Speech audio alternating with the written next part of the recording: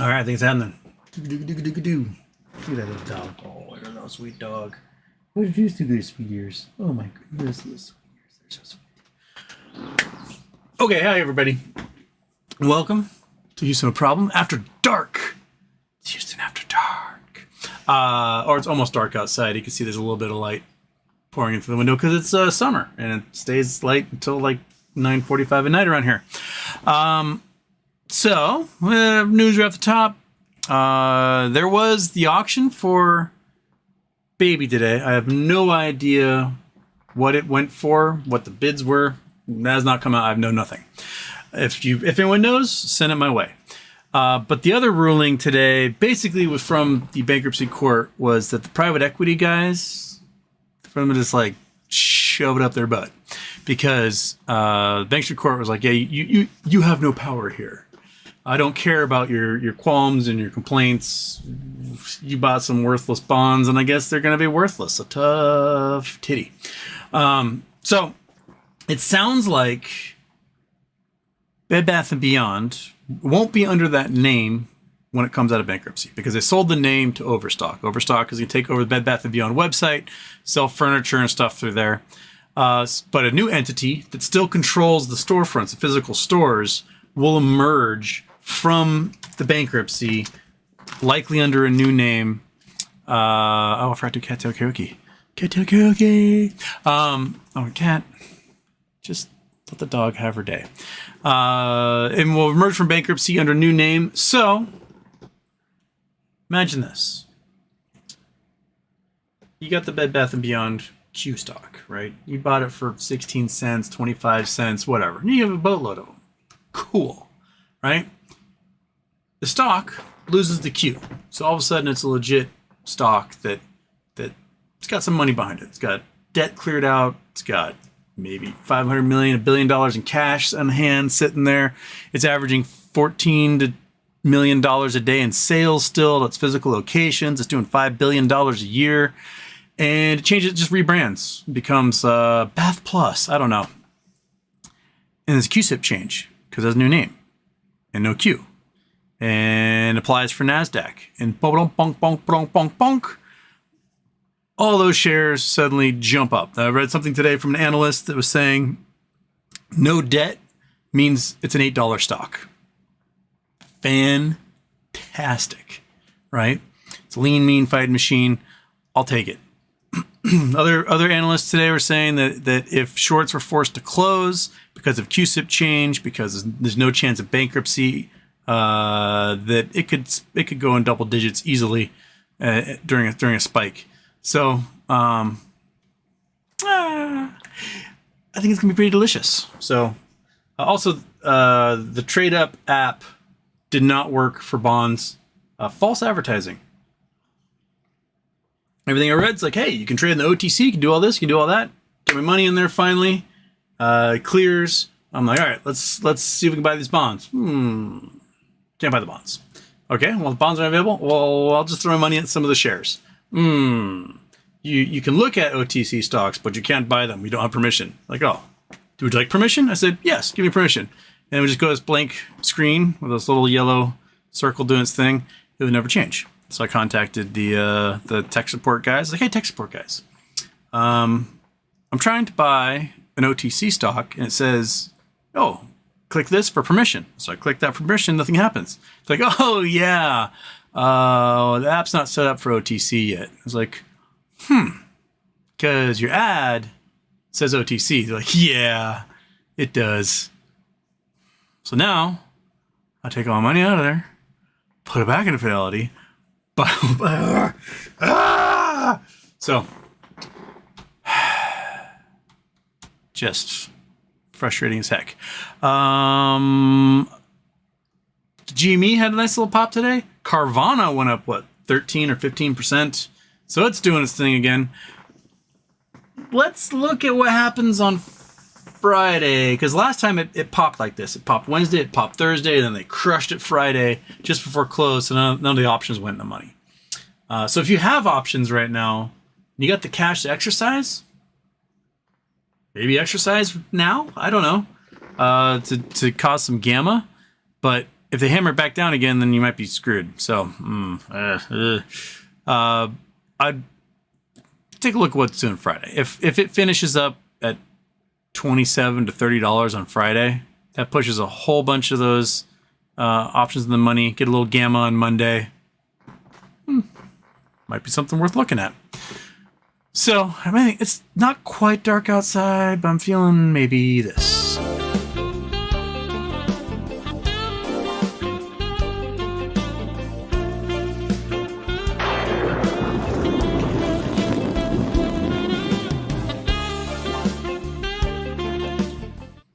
Cat's currently high on my desk, and off.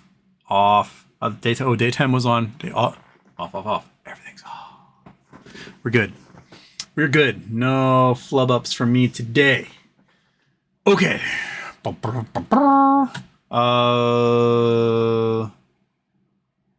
brought up chunks of the submarine also today. It looks like the things they brought up were outside components that were not encased for like in pressurized containers. The titanium ends looked totally fine. So the failure doesn't appear to be the titanium ends. The failure appeared to be the must have been the carbon fiber tube that they were in. And more news came out that they purchased the carbon fiber from Boeing surplus and it had expired. I'm not sure exactly how carbon fiber expires, but apparently it was like repurposed reject carbon fiber from Boeing. Like, we aren't going to use this for anything because it's garbage. And these guys were like, cool, we'll use it. Yeah.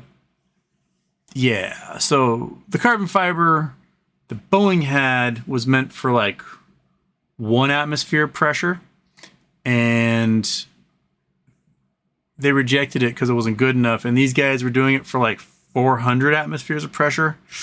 And then they drilled into it, and everyone was hearing about cracking and popping as it was like delaminating on multiple dives. So I don't know if you guys know how carbon fiber is made, but they're doing it with a tube, right? So they get this pipe, and they'll lay the carbon fiber around the pipe, and then they'll cover it in resin, and wait for the resin to solidify, and they'll put another layer of carbon fiber, more resin. Another layer of carbon fiber, more resin. They did it until it was 5 inches thick. So it's just a boatload of carbon fiber and a lot of resin. And this thing was what? It was like 6 feet wide or something. So you got all this carbon fiber, 6 feet wide, 5 inches thick, all the way around. When the pressure squeezes on it, the points where the fibers lay on top of each other, one side might squish it and cause the other side to bow, and it'll delaminate. And the more dives you do under greater and greater pressure, the more of those points will get delaminating all throughout this thing.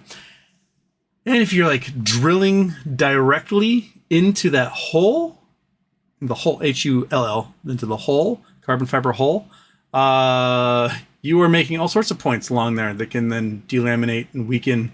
You know how far they drill? They got 5 inches, so they drill the fucker in 4.5 inches to make a giant weak point. And as we learned from somebody in the chat the other day, which I didn't know about a carbon's place in the galvanic series, but it was higher up in the galvanic series, meaning electrolysis would be happening. Cat, is that the word I'm looking for? Cat's so stoned right now, and CatNetP doesn't answer. That basically means all the reactive volatile electrons go to the carbon fiber and just rust it away, just eat it away. And the titanium's like, cool, I'm fine. It's all going over there. It's like when you're going to walk in the forest and you're with that friend who is like the super mosquito attractor, and they just get like eaten alive, and you're totally fine. That's what carbon fiber's like when it's paired with titanium in a solution that is conductive to electricity. So it just like got weakened like crazy, and then crush everybody like a tube of toothpaste. Anyway, Kelly Reed, Houston. Have you read the Bank for International Settlement report charts on a financial system in crisis? I've not read that particular report, but I saw lots of stuff today saying that recession is imminent. It's imminent. Not eminent like the king, his embassy. Imminent. And tons of news about housing, tons of news about Airbnb. I mean, just short the shit at Airbnb right now. Not financial advisor, but they have like 50% vacancies. They got some places that are 90% vacancies. A lot of people, 500,000 homes, I believe, in Airbnb are owned by individuals that own the Airbnb. Like they're not like someone's room, they're in spare room in their house. It's the whole home that's just for Airbnb. And a lot of those homes were bought in spec.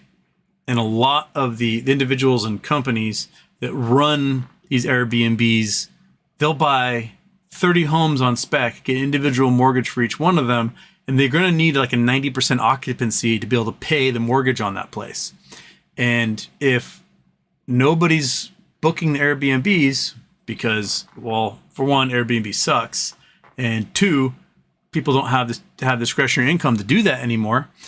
All of a sudden, if you don't have customers using your Airbnb, you can't pay off that mortgage. You can't pay the monthly premiums.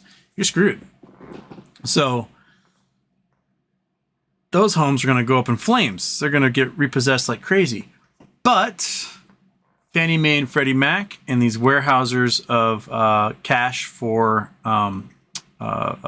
subsidized mortgages and stuff like that, they announced starting October 1st, they're going to have sort of like a forbearance grace period, financial hardship period for everybody. But they're already saying like, hey, come October, things might get hairy, so we can put you into forbearance for like a year or two, and don't worry about your payments. We'll just tack on some interest, and you can just be cool for those 2 years. So they're already imagining that they're going to get a flood of repossessions. And so I think they're trying to stem that. But the problem is, how many of those Fannie Mae, Freddie Mac mortgages were actually spec mortgages where somebody perhaps lied on their mortgage to get them? Because I think the Fannie Mae and Freddie Mac are supposed to be for primary homes and not for second homes and third homes. But people may have lied, may have gotten their Airbnbs in there. It's getting hairy. Lots of reports. Julio sent me one from Reddit today about a guy who sold his paid off house for like $600,000, bought a $4 million mansion using half of what he had as a down payment for that $4 million mansion. And his coworker was like, I don't understand how they're paying for this because, he makes this much money. His wife makes this much money. The HOA is this much, property tax this much. Ended up being like, just HOA and property taxes were like $70,000 a year. And he's got a mortgage now to pay on top of that, $3.2 million mortgage to pay on top of that. So how? There's a lot of loans coming out that are for these like developers that are interest only loans where you pay like 12% interest every month, or 12% interest for the year, but you pay every month compounded.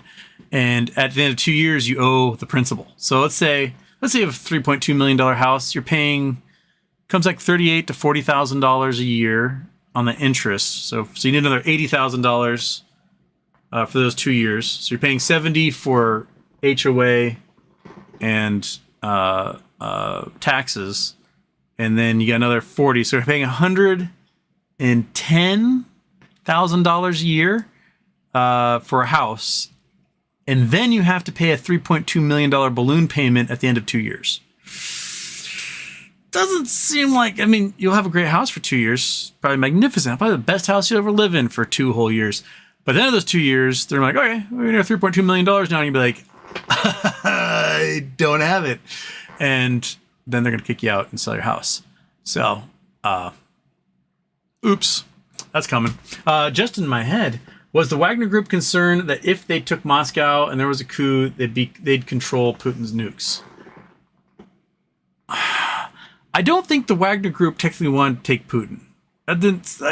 Reading it, I think Prigozhin was just pissed off at Shoigu, and I can't remember the other guy's name. The guy that's like the general in charge of the war, the theater.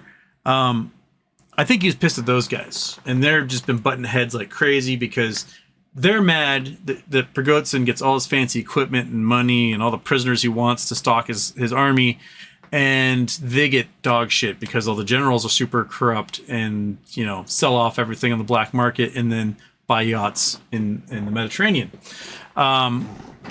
which now orcas are attacking. So fantastic.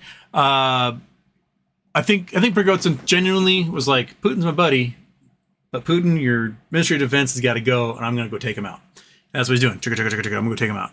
And then Putin was like, whoa, all right, we got to do something here. And defanged Prigozhin. It sounds like they're going to make everybody in the Wagner group sign conscription contracts with the military, sending Prigozhin off to retire in Belarus. And what soldiers are going to follow him are going to train the Belarusian army or something. My guess is that he's just going to be, you know, he's going to commit suicide by shooting himself 17 times in the back of his car, something like that, or just fly out a window, or down a flight of stairs, or drink some polonium tea, or whatever it is that is his fate. I don't think he's too long for this world. But the big problem is that Ukraine is making just crazy gains. They did 300 square kilometers this week. That's a good chunk of land. That's way more than the Russians took during their winter offensive, especially since they lost Kherson. But yeah, but I think it definitely makes Putin look weak. I think Prigozhin never would have done what he did if he didn't have insiders in the military who were like, you know what? Yeah, let's get rid of these guys. They kind of suck. And probably oligarchs on his side. But I don't think he had Kremlin insiders or perhaps FSB on his side. So be interested to see where he goes on that. Okay.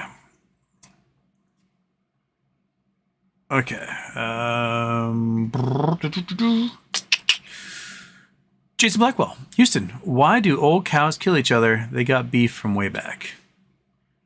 I swear, man. I'm getting older than I've ever been in my entire life. Always. Kelly Reed. Has become even clearer over the past few years. The fight against inflation is directed to slowing economic growth, even to the extent of inducing a recession to suppress the wage of demands. Yeah, that's exactly it. When economy's like doing too awesome, woohoo!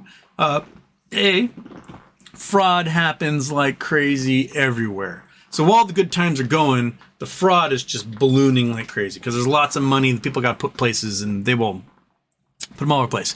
The other issue is people buy stuff, and especially in an economy where we're having supply chain issues post-COVID, if there's a scarcity, the price of everything goes up, which means people who have money are like, oh, I got to spend more for this stuff? That sucks. And they spend more. And they got to get more money in their wages and so on. What economists are failing to take into consideration is that, yes, there's supply chain issues. That accounts for a little bit of inflation. But the most of inflation is actually from price gouging. It's from artificial scarcity that companies are putting in.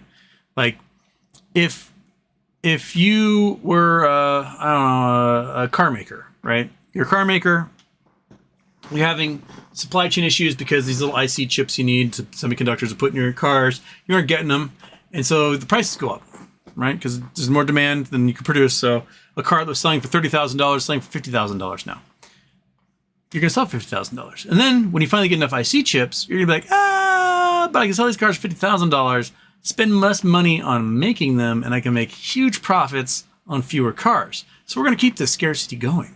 What incentive do I have to have way more employees, spending way more money, pumping out more cars, to drop the price of cars and make the same amount of money? That's stupid. So let's just keep the scarcity thing going. We'll pocket huge amounts of money and we'll be okay. Well, that's happened in a lot of these markets. Eggs. Yeah, there was a problem. Bird flu wiped out some chicken coops, right? Killed some eggs, killed some chickens who were making eggs. So the price of eggs, the scarcity happened. The price of eggs went through the roof. Well, the price of eggs should have gone up like 10 cents a dozen, not several dollars a dozen. And so these farms were making record profits. Profits for some of these farms went up like, or these big agri companies went up like 700-800% because they were taking advantage of the situation and price gouging.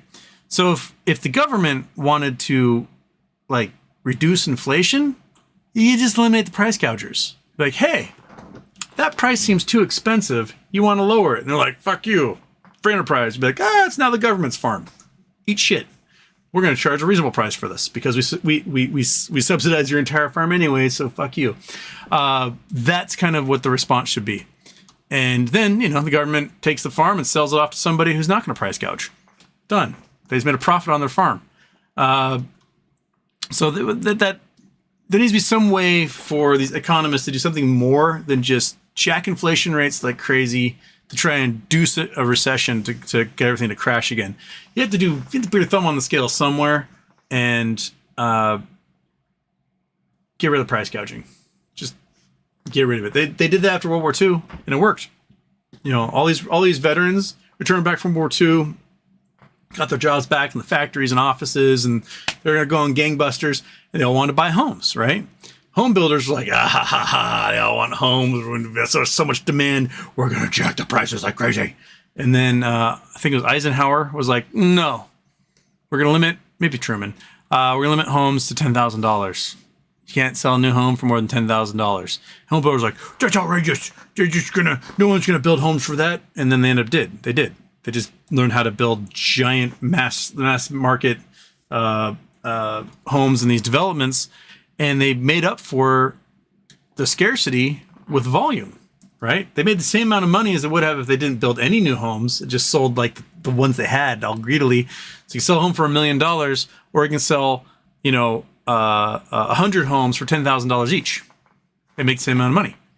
So that's what they did, and it worked. They got people into homes. The home prices were suppressed, and our money went a long, long way. They took that cap off, and then home prices started going up. Scarcity began because you could make more money off of scarcity than you could off mass production. And here we are today. A home that sold for $10,000 in 1952 is selling for $6.2 million or something today in these same areas. It's silly. Absolutely silly. Kelly Reed, our global economy is best said like this: everyone who hears these words of mine and does not put them into practice is like a foolish man who built his house on sand. The rain came down, the streams rose, and the winds blew and beat against the house, and it fell with a great crash. Airbnb is collapsing across America. Revenue of 50% in Austin, Texas, and Phoenix. Canada too is struggling. Motel, but with more rules, and you have to do the cleaning and laundry too. That is the thing that pisses me off about Airbnb the most. Is like you rent this home, condo, whatever. Like, okay, oh sweet, $199 a night. Okay, I can do that. And then you click on it, you go to book, and then there's like $135 a day cleaning fee. What? You're gonna clean my place every single solitary day? Okay. And then you get there, you have to do all the cleaning. Can you please sweep up after, do all the dishes, flip the cushions on the couch, pull all the bedding off, stick it in the washer, and like, dude, not my job. Right? I go to a hotel, the hotel does it for me. I could light the room on fire and cover it in fart spray and walk away, and then like some person can go in there and clean it. You're gouging. You're making me do all the work, and I'm paying you for the privilege to do it. That pisses me off. I might as well stay at a Best Western and get a continental breakfast, and they'll clean my room for $100 cheaper a night. And they got a pool and a bar. So why am I even doing your condo, man? I don't know. I think people are sick of the people who make these Airbnbs, because let's face it, if you ever used one, you've had some weirdos you've had to deal with, and the reviews they leave you, and just, it's completely off-putting. You don't get the food, you don't get the free continental breakfast, you got to pay for the cleaning. There's all sorts of weird rules. No, don't make noise. No more than 4 people in the home. Blah, blah, blah, blah, blah, blah, blah. Like, dude, if I had a hotel room, I can put 30 people in there and have a party. Hotel don't care. People on vacation, they know that. So I think they're losing out to these hotels in that respect. And the hotels are starting to buy up or build condos that are rented out the same way as Airbnb, but with all the benefits of a hotel. So you get yourself like a 3-bedroom condo in Hawaii or Vail or whatever, and it's owned by Hilton, and it comes with a maid. They come and they make your little bed, and they clean up after you, and they clean the toilet. They don't make you do it before you leave. Same price without the cleaning fee. Like, baby, sign me up. So I think Airbnb is toast. Toast. B2B brand. I'm fairly sure he has, Kelly, maybe even tweeted about it. He's talked about it many times. They are delaying the problem and it will get bigger. Yes. Yogi, Houston. My wife was blocked on social media by our county commissioner. Isn't that against the law? How can we make him pay for this? That was a ruling that came down, and Trump was forced to unblock all the people he had blocked because he's elected official, and his communications are official communications. I would do a Freedom of Information Act complaint. I'm not sure exactly how that works, but there were people in that had sued the Trump administration and won. What was her name? I follow her. What was her last name? Tong? Oh my goodness, she's a comedian. No, not Tong. No. Crap. What is her name? She and was it Bess Kalb? Maybe? Who's a humor writer. She writes for Jimmy Kimmel, I believe. I think Bess Kalb was part of that lawsuit. There's a bunch of comedians that Trump had blocked, and then they sued and won, and Trump was forced by law to unblock them on Twitter. There is precedent for it. If you're elected official, you just gotta take it. You just gotta take it. You might be able to mute them so you don't see their stuff, but you can't block them because it keeps them from seeing official government correspondence. So that will be the thing. You basically point out to them, like, you're welcome to block me, but you have to resign from your position as county commissioner. It may involve, a lawyer and suing the county, but we're a litigious society. So somebody's be like, delicious. There's a weird injury being had here.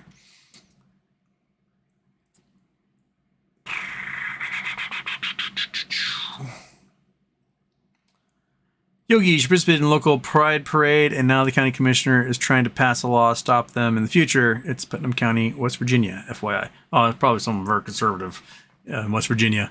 But just find some ACLU lawyer. They love this stuff. Just contact the West Virginia ACLU and say, hey, this is the thing. Do you guys want to get on this? And there's going to be some lawyers like, oh, this will be fun. And they'll do it pro bono. You'll just get in there and have a blast. Alex Park, who is your favorite Khan besides Temujin? And do you think Kublai usurped the Mongol throne? In my opinion, it should have went to Arik. Here's the thing about the Khans is Genghis dies, right? And all the sons and nephews and cousins, they all race back to Mongolia to go claim the throne. And Kublai Khan gets it. Why? Because he was a Mongol. It was, I'm going to take the throne. No. And they just fought, and then he came out on top. It's very much the style of the old coach for Lewis and Clark State College. This is a story I heard from multiple people who played at Lewis and Clark State. I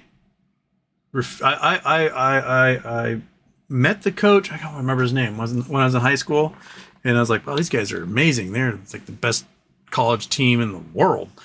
And everyone gets fucking drafted out of that college. They would have 6 draftees a year come out of there. But it turns out he just breaks their brains. So the original story goes, he had a freshman, a junior, and a senior, all amazing catchers, but one scholarship. And middle of the night, he puts a baseball bat in the middle of the baseball field, walks back, and tells the 3 catchers, whoever brings that bat back to me gets the scholarship. And these guys went out there and just beat the shit out of each other. And one guy finally brought it back, and he got the scholarship. The other 2 were basically on the injury list for the rest of the season. That is Genghis Khan style. So, who would be my favorite, though?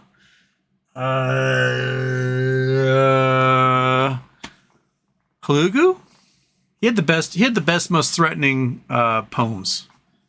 His were absolutely like, if you were a village, a city, prefecture, whatever, and the Mongol hordes are coming, the scouts would come out and hand an official document to one of the city leaders. Be like, hey, I'm a Mongol.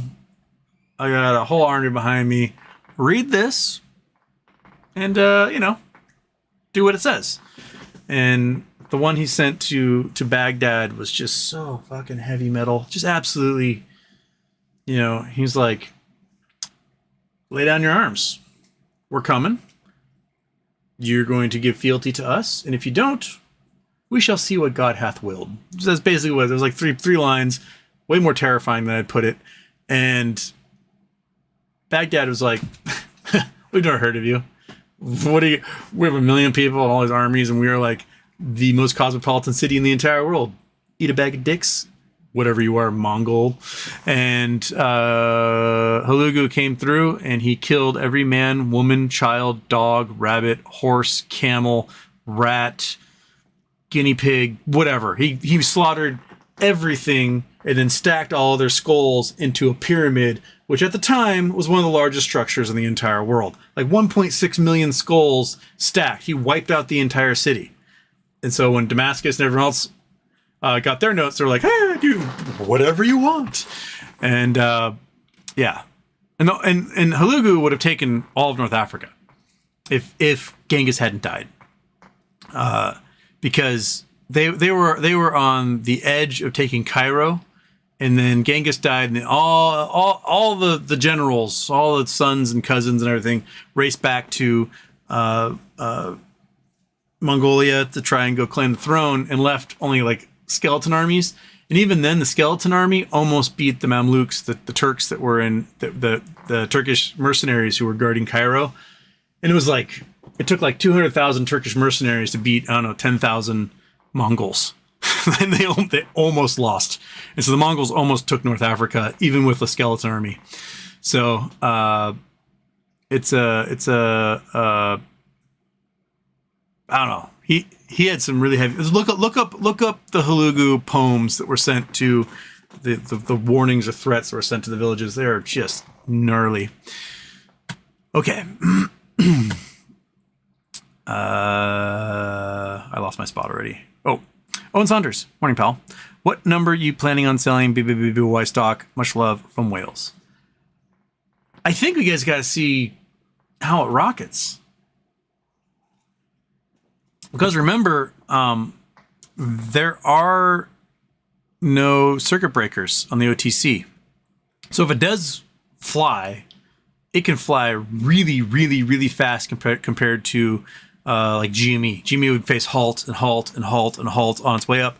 Whereas OTC stock can do $0 to a cajillion dollars in minutes. So, and there's not a circuit breaker to do anything about it. Cat, you look like one of those pancake clocks in a Dolly painting right now. You're just about to fall on the floor. I do need to get cat cam for this little fatty right here on the desk. He is just a right now. Yeah, are you stoned? Are you? Yeah. You did a whole bunch of catnip before you got up here. Someone's cooking dinner. It smells good. That's what you're smelling. You got the munchies, don't you, kitty? I can see that nose in the air. Go get him.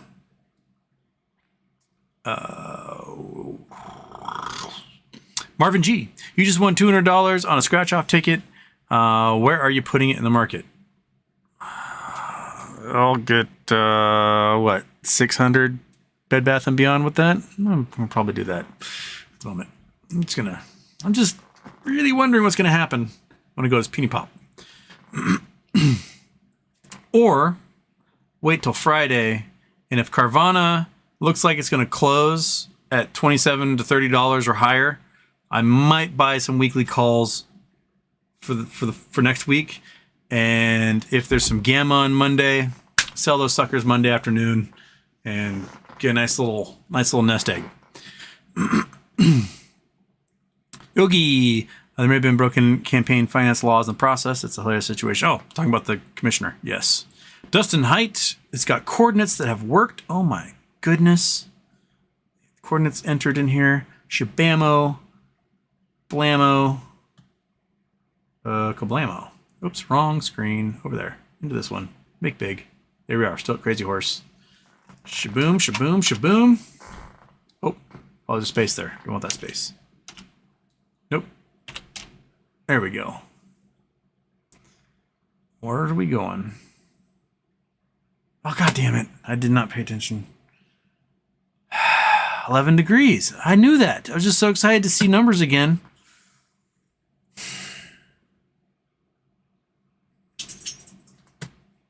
Oh, yeah, the restructure. Africa. God damn it. Cat. We'll put your nipples on Google Earth. That's what I'm going to do.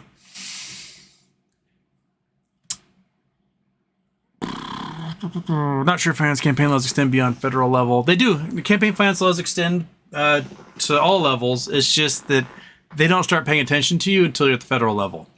There was a very crappy city council person here on Bainbridge. She was just a terrible, terrible, terrible sociopath. And she was having an affair with another member of the city council. And he bought her a brand new, like, $35,000, $40,000 Subaru Outback.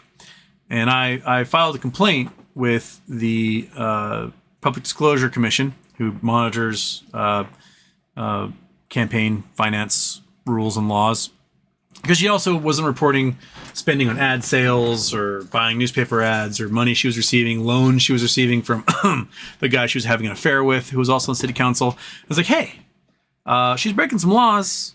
She's a terrible person, and she has this $40,000 car that was a gift from her coworker that she's having an affair with.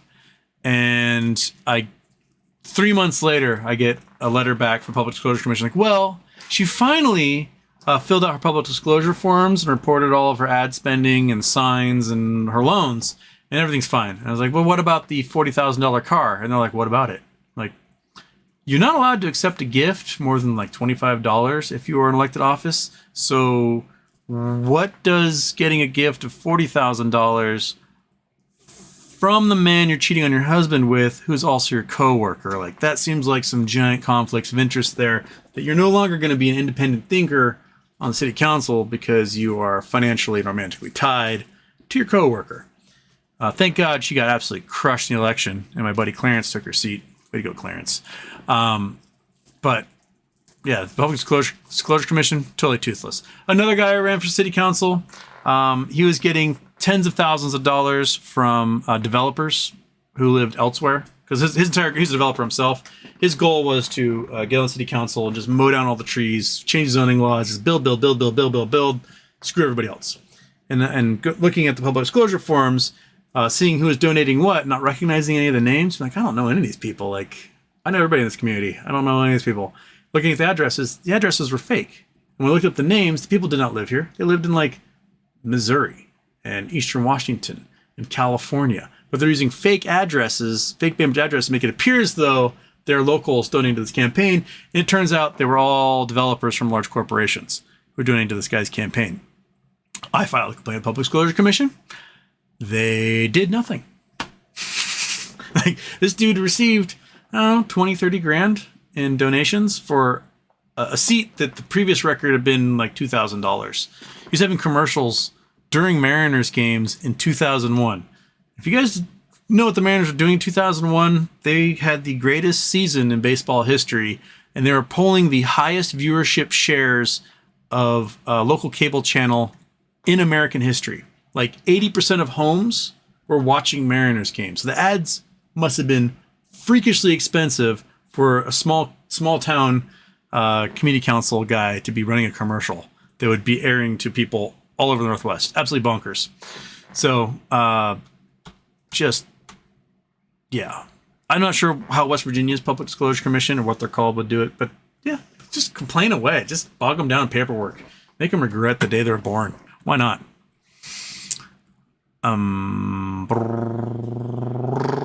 Where am I? I lost. I can't figure where I am. Okay, there's that. There's that one. Finance laws. Boom, boom, boom. Jiminius, Houston. What do you expect to happen going forward with BBBY now that the court hearing is settled? I figure, and again, we don't have the numbers from the sale of Bye Bye Baby. We have no idea what that's going to be. They no longer own Bed Bath & Beyond. That's now a trademark that's owned by Overstock, and Overstock is going to use it and everything else. But there's still a company that sells Bed Bath & Beyond type things, right? These homewares, and they exist. They have leases on, several hundred stores. They've got inventory. They've got employees. They got all these things, and they're going to have no debt. The debt's going to be either paid off or discharged via this purchase of Baby. They may even get some cash on top, the operating cash on top of it, or a line of credit from those same collateralized credit holders, because we know who they are. And they're going to come out of it restructured with no debt and ability to just kick ass. So my guess is there'll be a name change. The Q will leave the stock and they'll rename the stock, whatever the new company's going to be called. And the new company will probably be called Home Style, Home Slice, whatever. But there'll be a new company that will be rebranded, that will be doing the exact same thing Bed Bath & Beyond does. And they'll get a cusip change, and hopefully the stock goes absolutely knucking futz, at least briefly, so that we can all shake each other's hands and high five. That's the feeling I got. Bex, hey Houston, happy birthday. Can you elaborate like I'm 5 what today meant for BBBY? Also, if Overstock bought their IP, include website, URL, seems like what does BBBY have use as its name if it stays business? Oh, they just did that. So rewind 30 seconds and go from there. Kelly Reed, Fed says 23 U.S. banks weather recession, simulated stress test. What are your thoughts? Okay. There are how many? 500 banks? So, I think we're going to see a lot of banks collapse starting this fall. There's so many mortgages, so many commercial mortgage-backed securities, so many REITs, real estate investment trusts, that are just about to get vaporized. And these banks are going to be owning way too much property that they don't want. And some of the banks get into these really stupid deals where they're lending money to BlackRock, and BlackRock buys the homes, but the debt's uncollateralized. So if the BlackRock doesn't pay, the banks are screwed. Why would you agree to that? that seems kind of dumb. But my guess is that some guy at BlackRock played golf with some guy at the bank, and they high-fived and banged hookers and did whatever they do, and they came up to agreement, shook hands, and then BlackRock guy was like, idiot, and walked away. So I think the Fed is just breathing on some hopium there. Bex, also nice shirt, color suits you. Well, thank you. Goes with my eyes.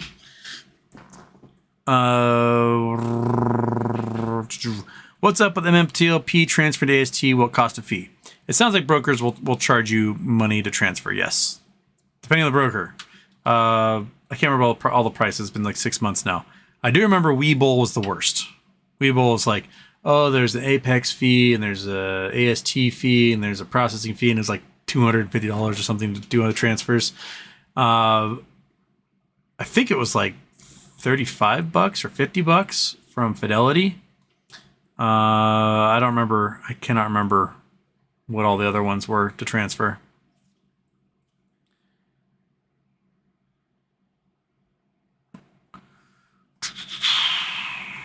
BBB brand, we are in a situation of high inflation and financial instability. Stop screaming, won't fix anything. Hold on for the ride.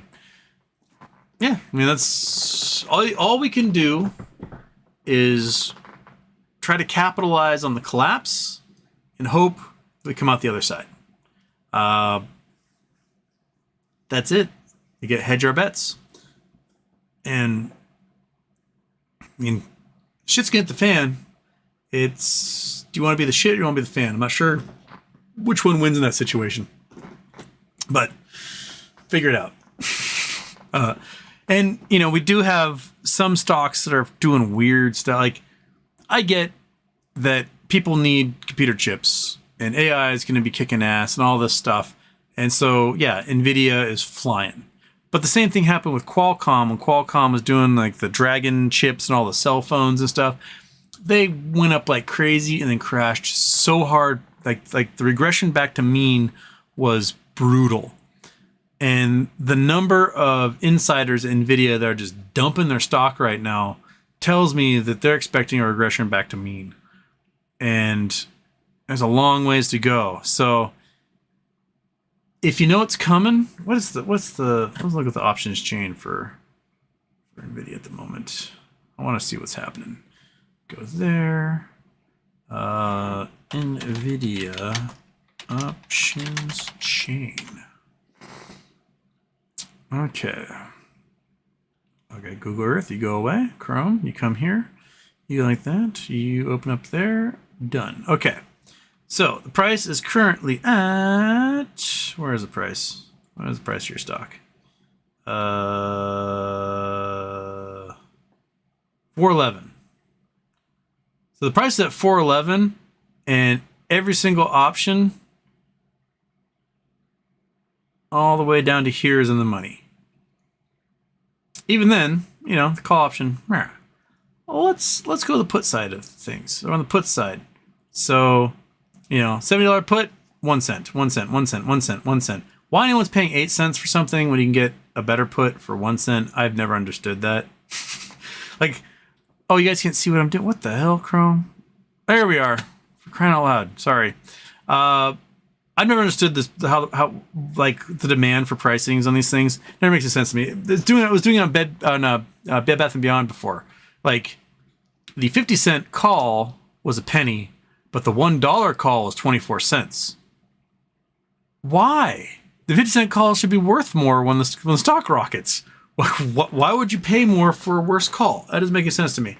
But anyway, 1 cent, 1 cent, 1 cent, 1 cent, 18 cents, weird, 1 cent, 1 cent, 1 cent, 1 cent, 1 cent, 1 cent, 1 cent, 1 cent, and you get close and close and close and close and close, and you get up to the range where the stock is close to, right? Let's go out a couple months. Let's go out, give me a date. We're gonna go for, let's go September 15th. Let's see what they look like for the puts.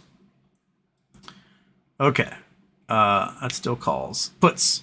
All right, so we can still get really cheap puts. Let's say you load up on something in like, I don't know, the $300 range, the $200 range. You're still spending a couple $100 for them. But if the stock collapses like Qualcomm because it just got too much was happening, and crashes really hard and flies back down to where it should be at $200 or whatever, you're going to be looking at $85,000 profit.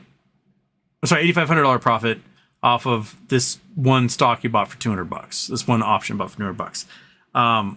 Because there's a lot of implied volatility right now, there's going to be a bigger premium, so it won't be quite like SVB when Silicon Valley Bank went down. You could buy, the stock was at $350. You could buy a $200 option at $1. at a penny per share. And when it crashed, you made, $200,000 $20,000 off every single one of those. So you paid $1, you made $20,000 off every single one. And so for $100,000, you made like $2 billion bucks. It wouldn't be too bad, right?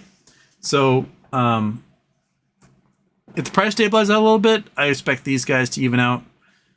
But, granted, you're paying $237 on a call option. That's still a good chunk of change for most people. I'd wait till implied. What you need the stock to like kind of level out, stop rocketing, just level out for a little bit, bring that implied volatility down, and then strike.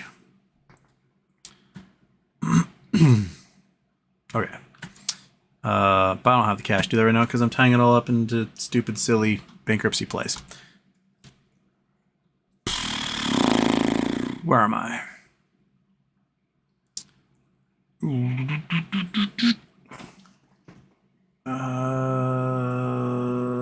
Andrew Stewart, Houston, what is the craziest bartending story you have?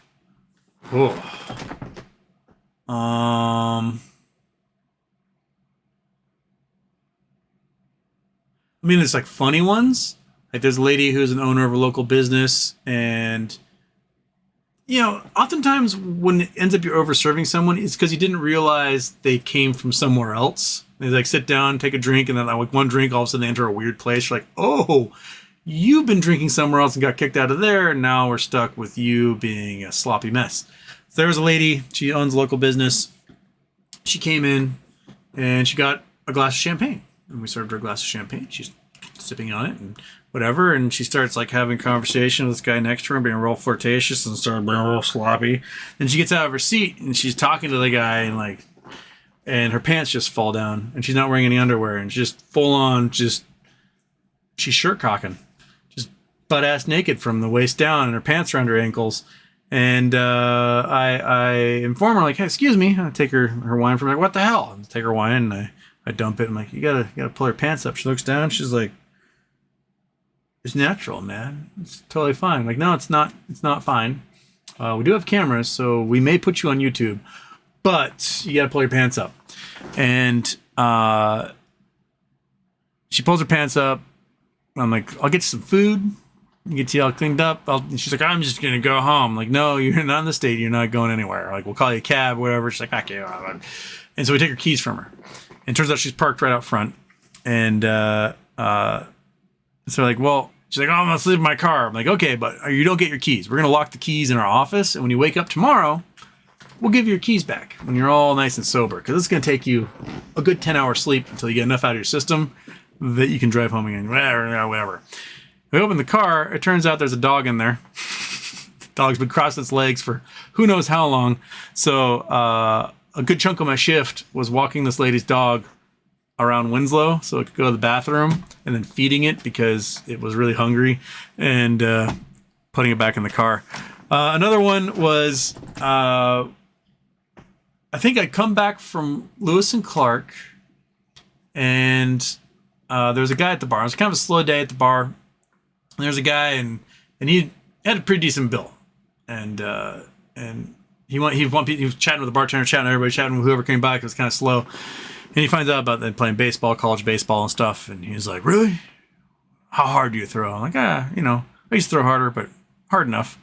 And he's like, show me. I'm like, what? And the bartender just handed me an orange. And she's like, I think he's going to tip really good. Just go out in the parking lot and humor him. So I go in the parking lot and I just kind of lob an orange at him and he catches it. He's like, holy shit. I'm like, he's like, that was so hard. I'm like, it wasn't that hard. And he's like, you can throw harder than that? I was like, do you really, really want me to throw harder than that? He's like, yeah, give it all you got. And so I wound up and I flung an orange at this dude who's squatted on the ground like this, and it blasts through his fingers and just explodes his nose.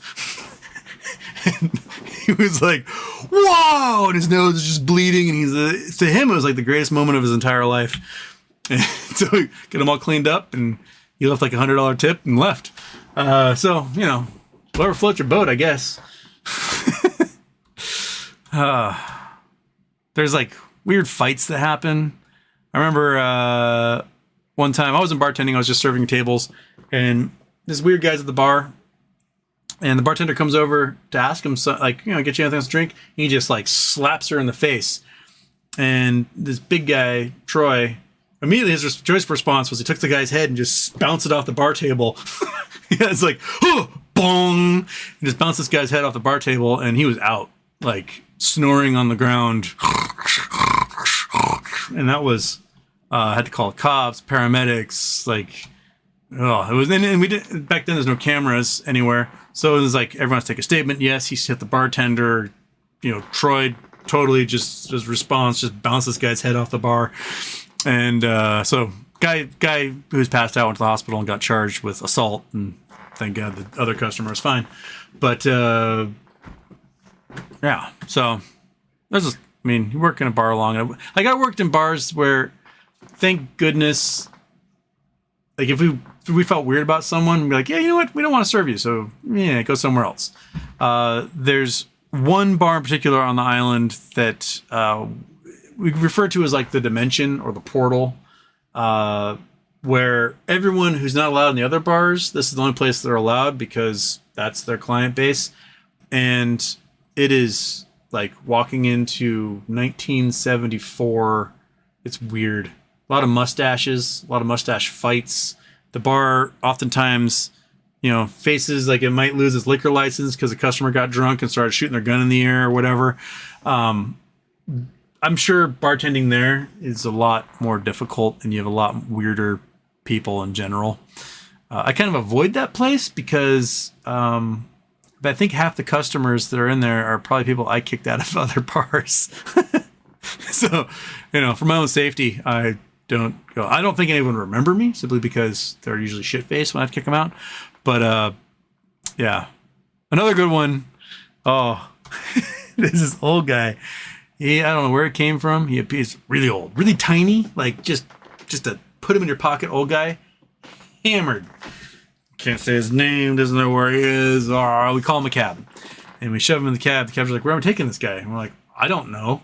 It's like, "What the hell? What do you mean don't know?" I'm like, "He's drunk. He's got to go home." "Where does he live?" I'm like, "I don't know. Ask him." And the guy's like, blah, blah, blah, blah, Cincinnati, blah, blah, blah, like, not making any sense. And like, he's in your cab, not a problem anymore. Shove along now. The cab driver drives all over the island. He's gone forever. He comes back like 2 hours later, and he's like, "Fuck you guys. Never call me again. You know that old guy? The one you put in my cab? He lives across the street." So now we know when the crazy old guy would come by, we just like push him up the hill and across the street, and be like, "Go home."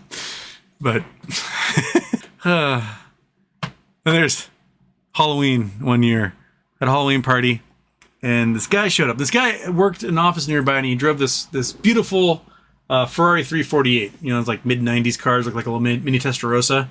And he drove that, and I'd see him around, like, "Oh, sweet, he's got a Ferrari. He's a Ferrari guy."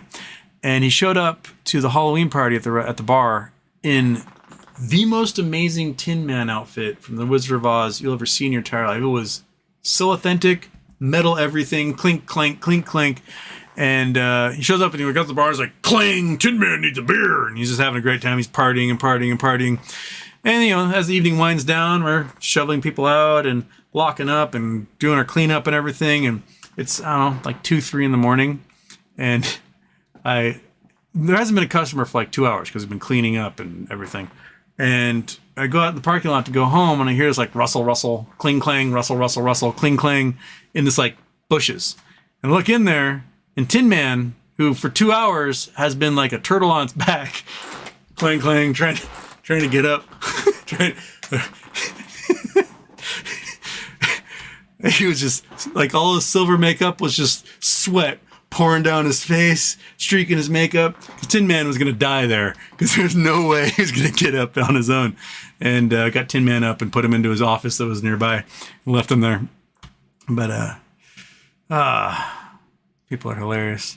Or like closing up and go and check the bathroom, but like the bathroom door is locked. Or what the hell? Like, why is the door? How'd someone lock the door?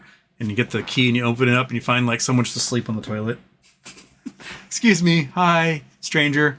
You got to go. And they're like, where? My legs are asleep. I'm like, I think you've been on the toilet asleep for like 2 hours. So yeah. So I'm going to help you with your underwear up here and get your pants on and get the fuck out of here. But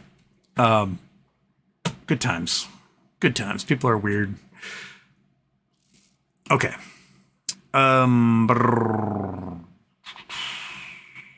AK, RC is working with Overstock. Perhaps. Citizen 54, Houston. Have you any BBBYQ options? If so, where'd you get them? I had options. They expired on June 16th. I have no more options, and I have not been able to find anywhere that'll sell me some. I think the only people who are allowed to buy options are accredited investors who have more than $1 million in equity. So I'm not there. And so that'd be my guess. It's probably expert market that can buy the options. You can sell your options to them, and they can buy them and make a bunch of money off of them. But they're not going to let the little guy get the win off of this. It's only going to be the hedge funds and crap who are going to be able to buy them.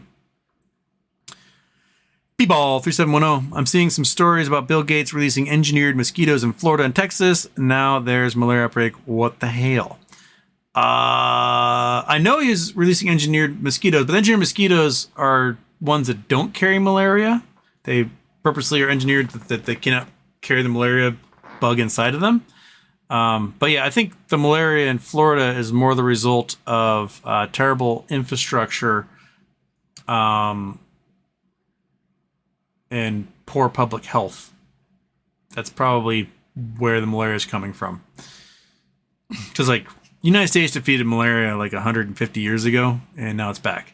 Same thing happened in Venezuela. Venezuela defeated malaria back in the 30s and 40s, and poor public infrastructure and bad health resulted in a giant malaria resurgence in Venezuela. And largely because in Venezuela, the economy's garbage because of U.S. sanctions. A lot of folks don't have work, so they're going to the mountains and they're working these illegal gold mines. And when they dig, they make these giant ponds, and because of the water fills up, there's in the jungle, and these ponds just become mosquito breeding grounds, and malaria is just taken over like crazy. The anti-malaria campaign that the Venezuelans did in the 30s, 40s, and 50s was like renowned. They did such an amazing job. They convinced everyone in that country to not have any standing water anywhere. And they probably just poisoned the shit with DDT, all the streams and rivers and ponds and just all sorts of bird eggs didn't have shells. But they eliminated malaria. They got rid of every mosquito in that country, and malaria was gone for 70 years. And then the U.S. puts giant sanctions on them because we don't like who leads their country. Because who leads their country was like, get out of here, foreign oil companies, this is ours. And so we put huge sanctions on them and destroyed their entire economy, and now malaria's back. So, yay. Well, stone cats yelling at people. Meow. Meow. He wants to go see his girlfriend, I think is what he wants.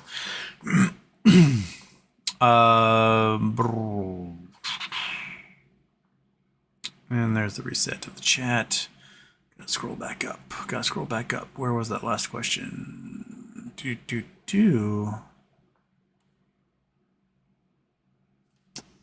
KYP, I'm in it with you, BBBYQ. Oh, hey, Kat. Did your girlfriend not come say hi? Huh? Oh, yeah. Lovey-dovey.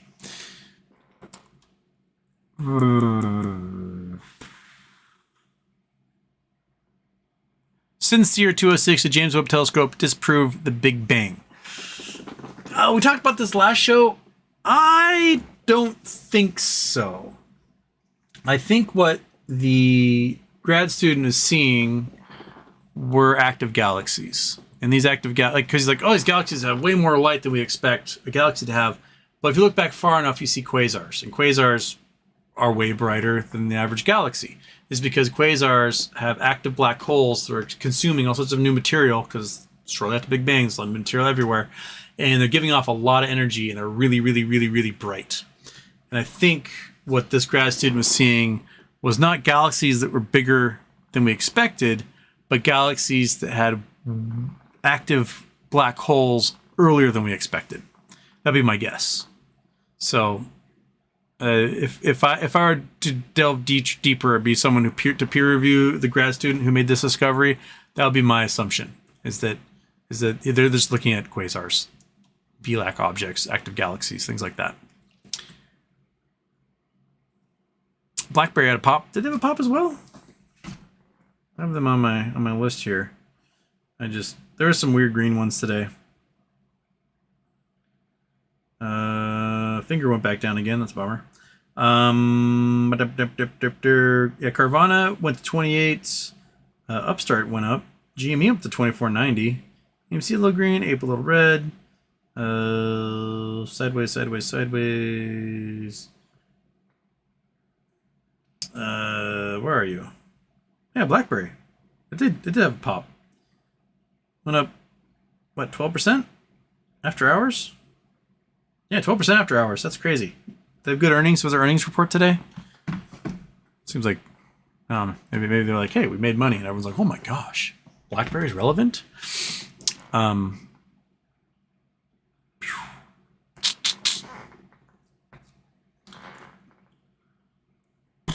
Well, there's AK. BlackBerry had good earnings and coming out with App Store for cars. So people can play video games while they're driving.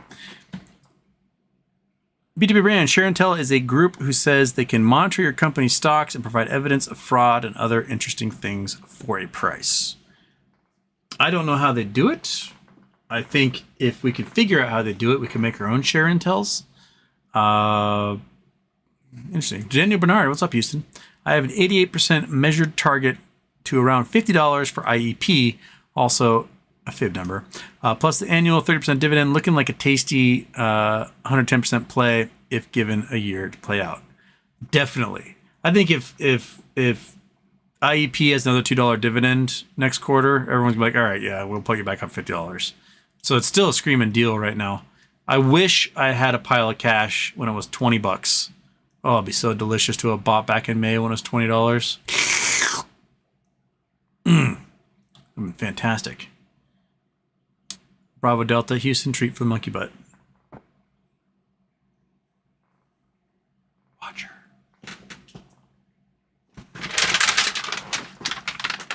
Did something just happen, monkey? Got two of them here. It's it's late at night. It's like chunks. There's like just chunks in here. So you get chunks. You get two little chunks, which I think was originally just one. But you don't really care. You don't notice. You eat it so fast, you don't notice what size something is. That bag's almost done, buddy. Little meat bits. Come on up. Come on, say hi. Come say hi. Come say hi. Get it. You can do it. There we go. Oh, what a good dog. What a good dog, huh? Yeah, those were so easier to eat, weren't they? Yes, they were. You're such a scratchy little dude. Okay. BW brand, the resin probably expired. The carbon is fine. That'd be my guess. Yeah.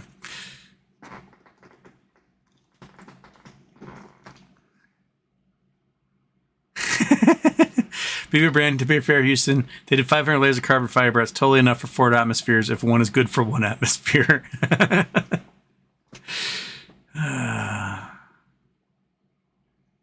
Yanni, theoretically, if they could build the hole at 400 atmospheres, it might work. Not with the titanium ends. What probably would have been smarter was to build a titanium hole with titanium ends. That'd be my guess. Like mixing the two materials, I think, is one of the things that did it in. And, work fast, break things. Sure thing, guy. Everyone's telling you that people are going to die in your apparatus. You're like, nuh-uh, because nuh-uh. And then people die in your apparatus. And you had tons of warnings from the safety engineers were like, dude, don't run this. And he was like, you're fired. And that's how it went. So, oops. Uh-oh, I'm getting an error. I'm not maintaining smooth streaming. I bet I know somebody got home and went on the internet. One sec. Got to let them know. For another 50 minutes. Okay. Hopefully. Just let him know I'm doing a show in like 50 minutes and cool the downloading of video games. He's got this little laptop and it's like no memory on it. So he wants to play different games. He's got to delete the current game, download the game, play that one. And he wants to change games. He got to delete that game, download another one. And so he just, man, he burns through so much internet. Probably uses more internet than any other entity in the county at this point.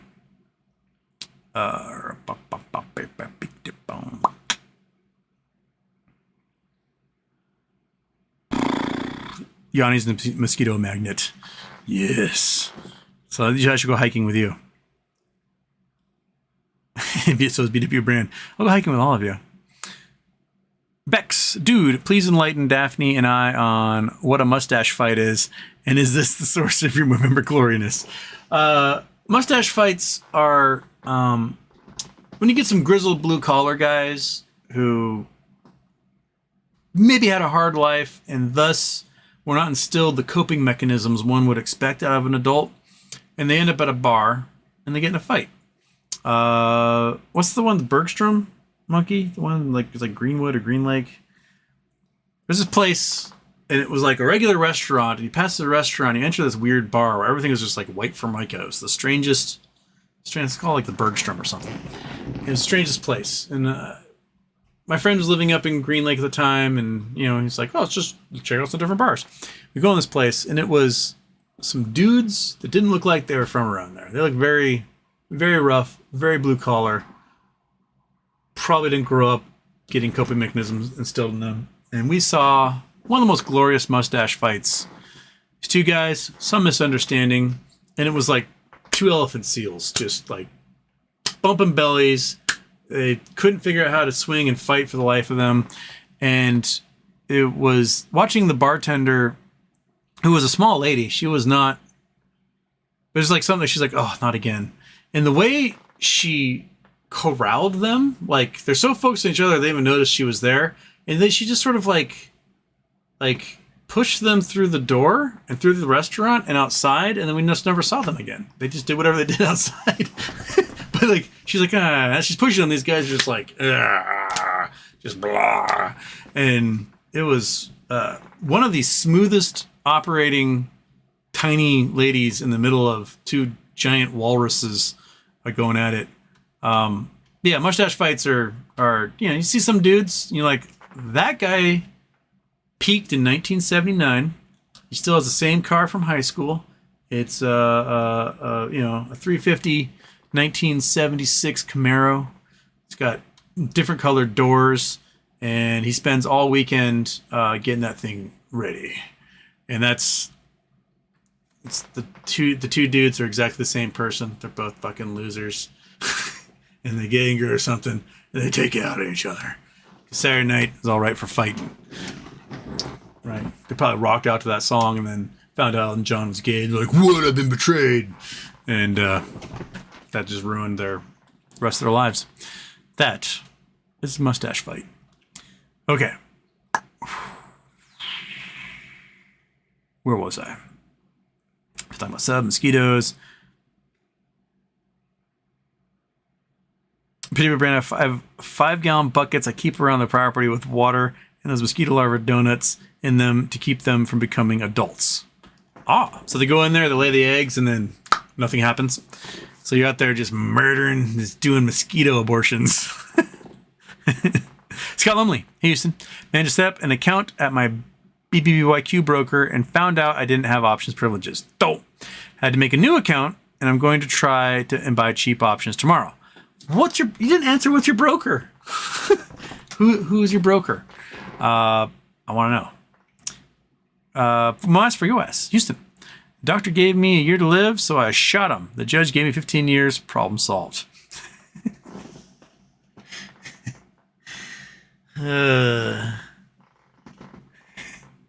Here's a joke I heard from a rabbi once, and so he's not feeling well. And this guy's not feeling well. And he goes to the doctor, and the doctor's like, "Well, turns out you got cancer. It's terminal. You got maybe a year to live tops." And the guy's like, "Well, shit." And then the doctor asks, well, what do you want to do? He's like, well, I think I'm going to move to Cleveland and marry a nice Jewish woman. And the doctor's like, why? He's like, I'm going to make this the longest year of my life.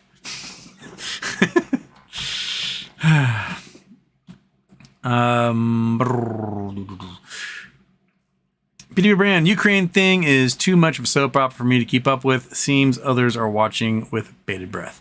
I mean, I find it fascinating.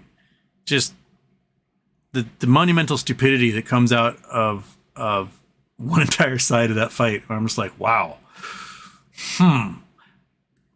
Okay, you can do that and make that decision. It's all based upon corruption and lies. Like, you got a general. The general gets paid bupkis from the government, so he's got to have his fingers in those little pies. He's got power. He's got military might. He can do things in the local populace that others can't. So he himself can become a mafioso, like a local mafia guy. And if you want to make extra bucks, what do? Well, I've got 100 tanks I keep working, but I have another 1,000 tanks in storage, so we can strip it of all electronics and sell that stuff. We can sell off tanks to, warlords around the world, make some extra bucks. And we'll just lie and say we have the tanks. And then they're like, okay, we got 100,000 men are in my battalion. A lot of guys don't report when they get conscripted. They just fuck off and disappear. So I've only got 30,000 guys in the battalion. So I'm just going to tell the government, tell the Ministry of Defense, I've got my 100,000 guys. They're going to send paychecks for those 100,000 guys. And I'm going to keep 70,000 of them because I only have 30,000 guys in my battalion. And I'm going to go buy myself yachts and houses in Paris and Monaco and offshore cash and Cyprus and do whatever. Right? And so then when Putin was like, hey, get your ass to Ukraine, I need your entire battalion and all 1,100 of your tanks. The general's like, yeah, totally. I have 100,000 men and 1,100 tanks. Definitely I have those things. Come on. You can come, kitty. Or you can climb on the dog's head. There you go.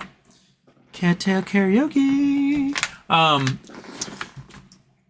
And so they do a blitzkrieg into Ukraine. And they didn't have any of the ground troops that are supposed to support the heavy armory.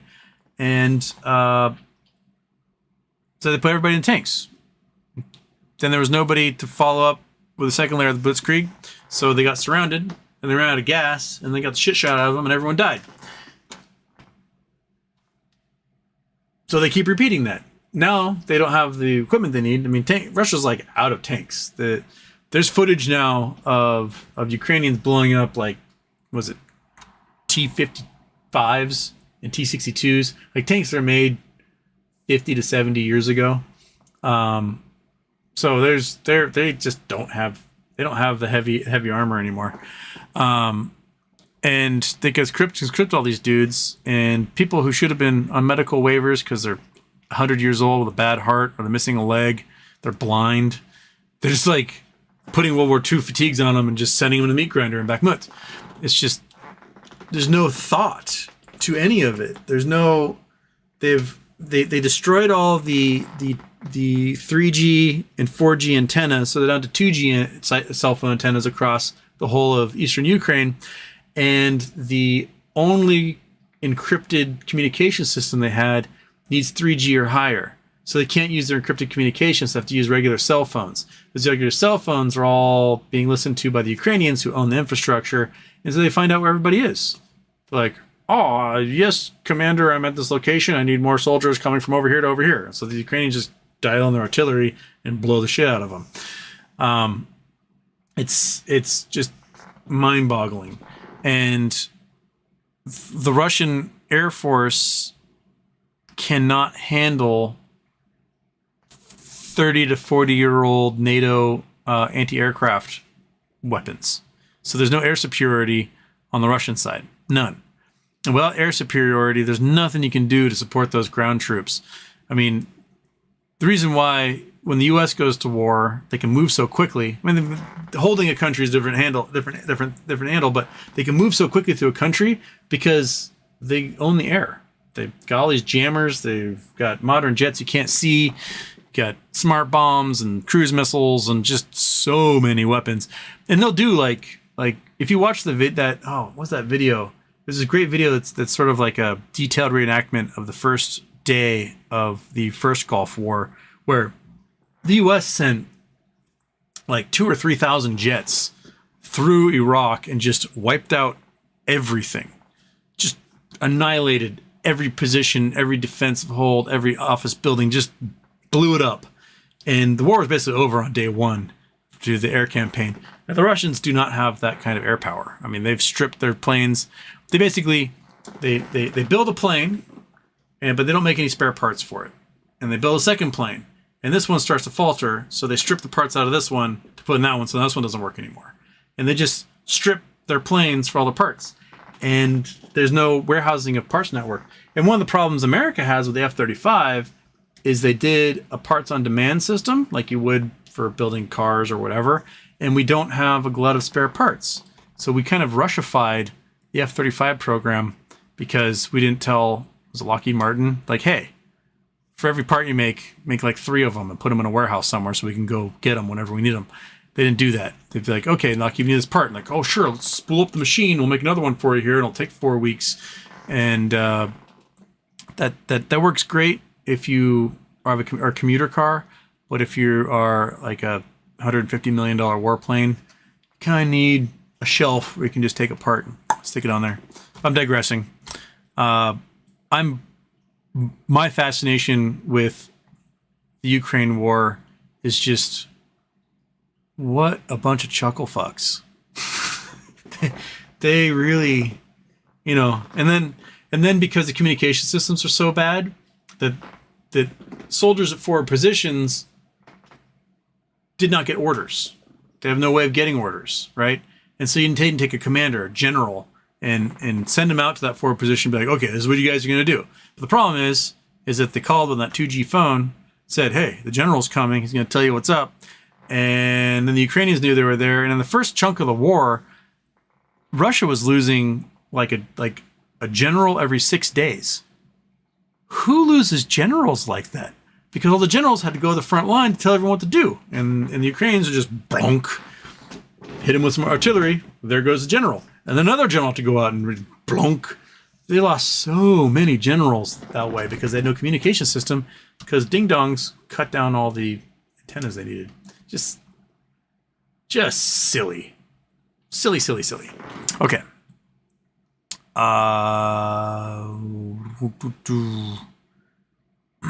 BT, cost to borrow skyrocketing. Lawsuit will be dismissed. AMC will raise more than enough capital to pay off debt. Average revenue per movie highest in 40 years. DTC skyrocketing. Bankruptcy off the table. Maybe, or they sell directly to hedge funds. BBB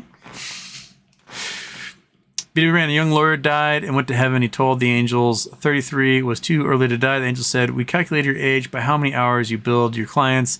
You were at least 96. BTL says, price lows go. As it will go, shorts have to close positions to realize profits. Buying pressure. Shorts never buy unless they're forced to. One way you can force them to buy is to rocket the price. Once you rocket the price, a whole bunch of new shorts enter the game because like, oh, price is high, I'm going to draw this thing right back down again. And you just get a seesaw going.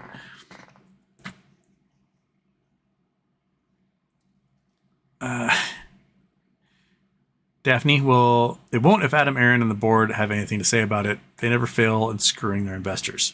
That's kind of how I feel at that one. Dr. Spurgeon, Dr. Spurgeon, the sturgeon surgeon. Strangely enough, the past 2 dilutions of AMC were sold into the run-ups, and the price just increased, so who knows? Daphne, love the shirt today, Houston. The shade of blue is awesome, and the gold dragon's very nice. This is a very nice shirt. I do like this shirt. It's a great rayon shirt, is what it is. Dr. Spurgeon, the sturgeon surgeon, as long as he sells in the market and not hedge funds. Exactly. Don't directly sell to hedge funds. Sell slowly at the market to your investors. J.K. in Houston, good morning to you all. In my Charles Schwab account, my MMTLP are marked as NextBridge hydrocarbon when I never switched registered them. Is this normal? Should I be concerned? Oh no, I mean everyone's account lists them as NextBridge hydrocarbons, but the likelihood is you don't actually have shares in your account. That you have IOUs. You have these little synthetic counterfeit shares in there. If you were to try and register with AST, you're gonna get a notice from Schwab to be like, it might take like 6 to 8 weeks because Schwab has to figure out where the real shares are to get enough of them together to send to AST on your behalf. And it should take a day. They should be like, here's your folder. Take those shares, put them in the mail, and send them off to AST. But they open the folder, and there's just like cobwebs, and a fly comes out, and they got to go look through all the folders, pull together everything they can to get enough for your account, and then they can send them out. So that's why it takes 6 to 8 weeks, because they just can't find any.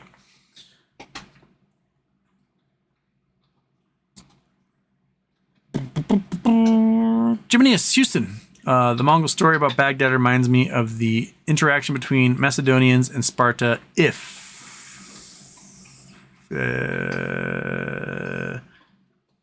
you finish your thought? I don't see you finishing your thought.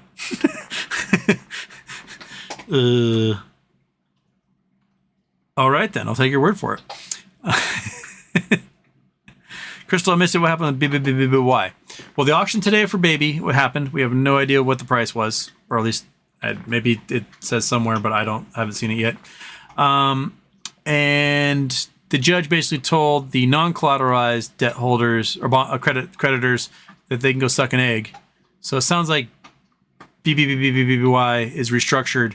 They'll probably come out of it as a new company with a different name and a new cusip and drop the Q. Line Up Apprentice here. Hello.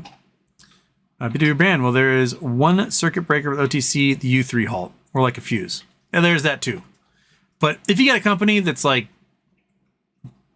coming out of bankruptcy and be like, hey, NASDAQ, put us back on there. And NASDAQ goes, all right. Then it's going to be hard to do a U3 halt in that.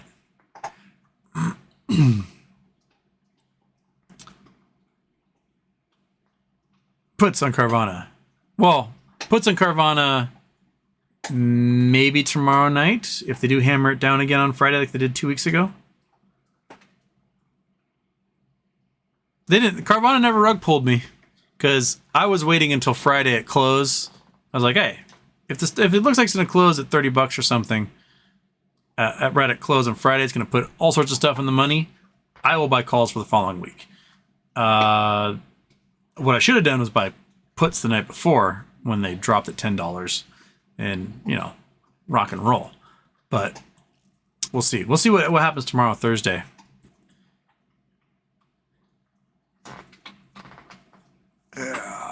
Ron Johnson. During an active tornado, does the debris sucked up take away any power of the tornado? Or is that insignificant to the twister? The 9-year-old brought this up. I don't think the storm really notices. There's lots of centripetal force. So like the mass of air, individual particles of air don't have heavy mass to them. So it's really easy to fling them around. And the centripetal force is not going to throw them off in a tangent. But if you look at a storm, right, the tornado comes down, it's twisting, it's pulling, and it's sucking air up. Like it's a low pressure. It wants to suck everything up into the clouds so things get lifted off the ground. But you get like patio furniture and sides of housings and, I don't know, cars, garden gnomes, whatever, dogs, whatever happens to be out there. You'll see with a storm this like blast field that comes out from it because this stuff gets torqued so hard that the momentum that's been imparted onto it will fly off tangentially from the storm. So you'll see this like arc of debris that like comes out from the bottom as this funnel cloud is down. So I don't think the storm necessarily notices the mass of the debris that's coming up from the storm.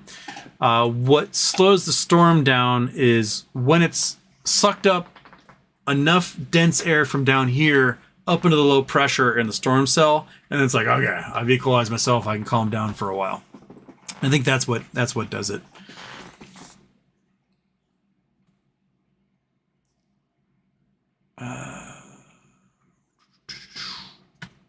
That's nice. Haha. I thought I could sneak it in since he said he was out of it. 11 degrees north. 11 degrees north. Stupid. 21, 11 degrees. Okay.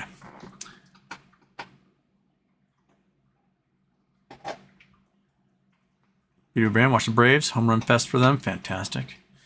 My Bainbridge kid, J.R. Ritchie's getting Tommy John surgery on his elbow, so he's going to be out for at least a year. So that's a bummer, because that kid at 17 years old, he was good enough that he could pitch a major league game and win. Man, he's got just fantastic speed, movement.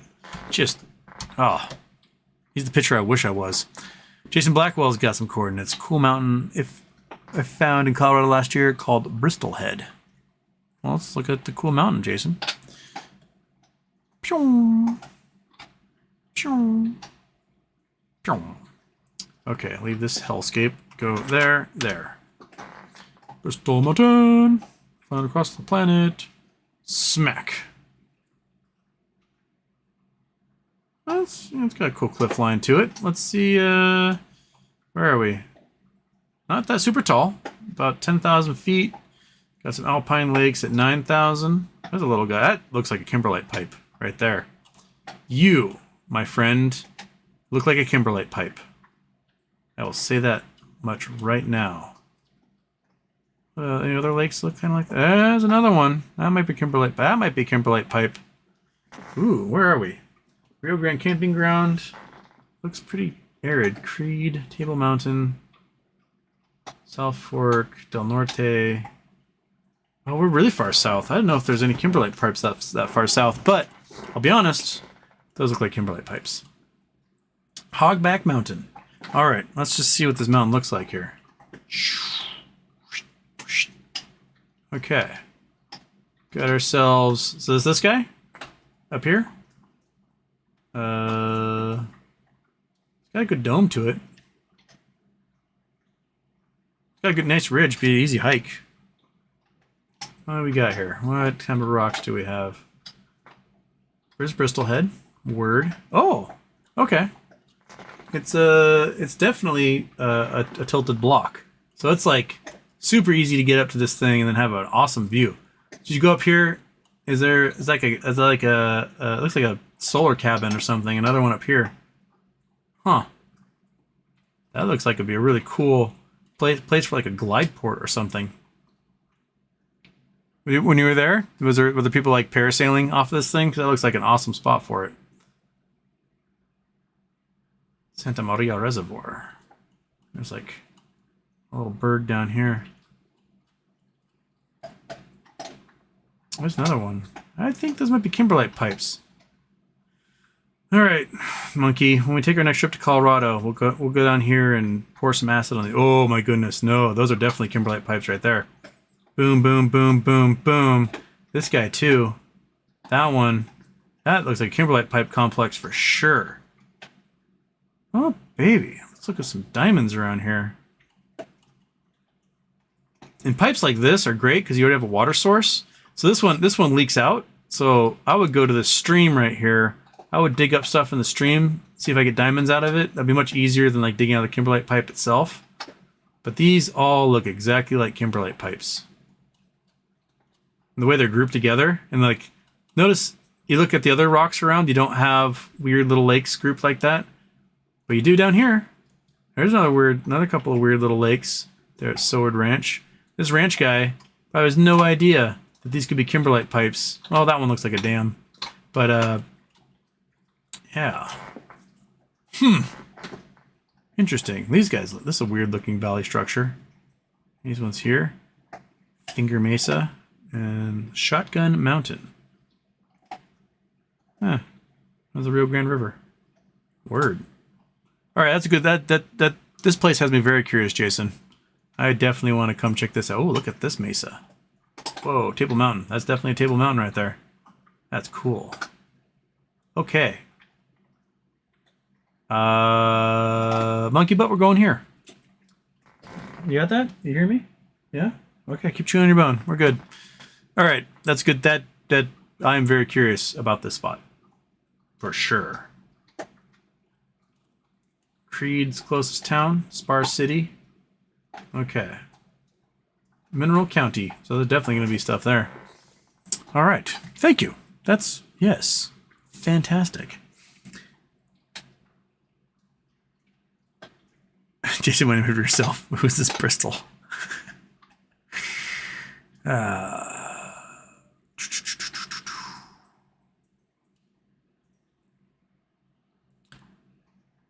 the current OBV numbers for BBBYQ continue any? I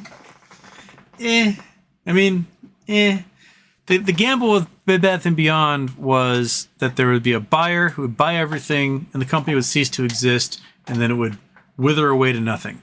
So the stock becomes zero. Now it seems like it's very strong on the side that they're going to come out of this with no debt, at least, maybe a little bit of cash in their hands, and all they do is just change their name and the stock continues. So I'm not too worried about it anymore. It's American Mon. Hey, Houston. Happy birthday. Last late night for me. We'll watch tomorrow. Have a great show. Cross some fingers. BBBYQ. Cross those fingers.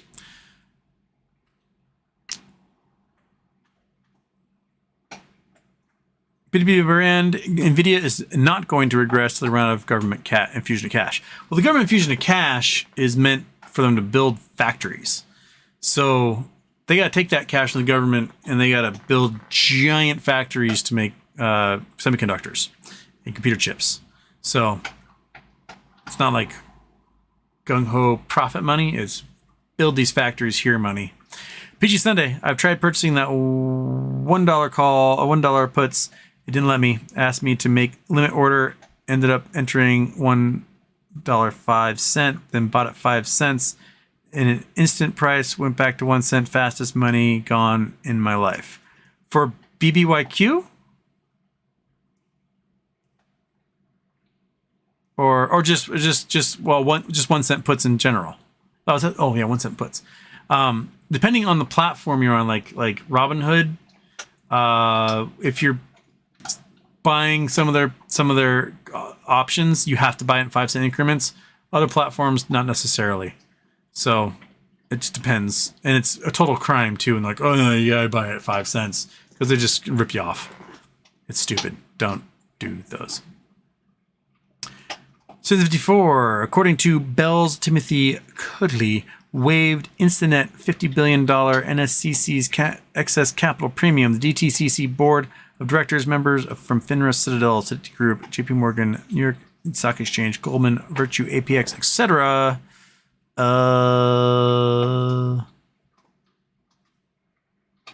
So people aren't going to pay into that premium? Is that what you're saying? I don't know about that. I'll check that out. Syntax. What does walk into? I'm not sure when you walked in, but probably me telling walrus stories? I don't know. Aaron Soundtein, Houston. Did you see AMC start to scream in price out of the blue? Also, don't trust it. Yeah. And Ape went down for some reason. So you have even bigger parity now. I don't know why. Aaron Seltine. Oh, that was on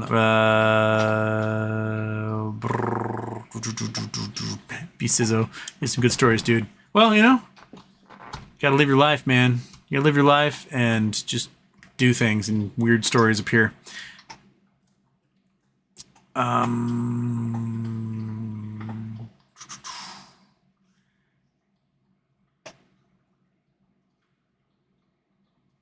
Aaron Sounding sleep most of the day. Insomnia sucks. So last Friday, it was late. I was hungry. I didn't want to make dinner.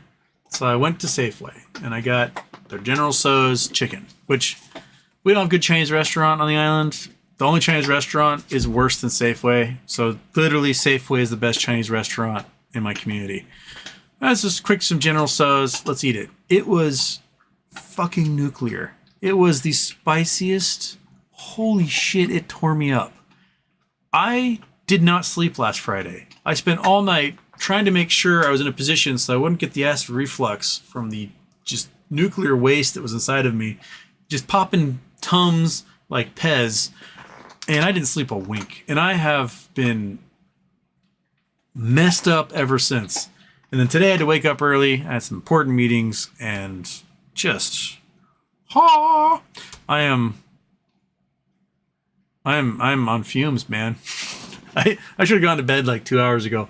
But we got the lawnmower fixed. It's fixed. New ignition is in. Ignition didn't work. Like, what the hell? Discovered the fuse had blown. Fixed the fuse. Got it running. It was die. Discovered that the vent for the gas tank is done, so just unscrew the gas tank a little bit. Got it running again. All of a sudden it stops cutting. Why? Because the belt slipped off. Got to put a new belt on there. Now the new belt's on. The gas tank is working. The ignition's working. And the fuse is working. The carburetor's all cleaned out. I did more lawn mowing in 15 minutes than I'd managed to do in 3 or 4 hours before with that little push electric mower. It just annihilates everything. Oh my God. So glad it's back. I'm going to finish the lawn tomorrow. But it's so long, I can't do the bags on the lawnmower because the grass is like this long right now. And so I just took the cap off of the thing. It's just rooster tailing. Like, the cars are covered, the side of the house is covered with grass. It's just rooster tailing grass all over the place. So there's that. So tomorrow I'm finishing that lawn. It's going to be just glorious. And then the next time I mow, maybe a week from now, I can put the bags on, suck everything up, and we're good to go. Okay.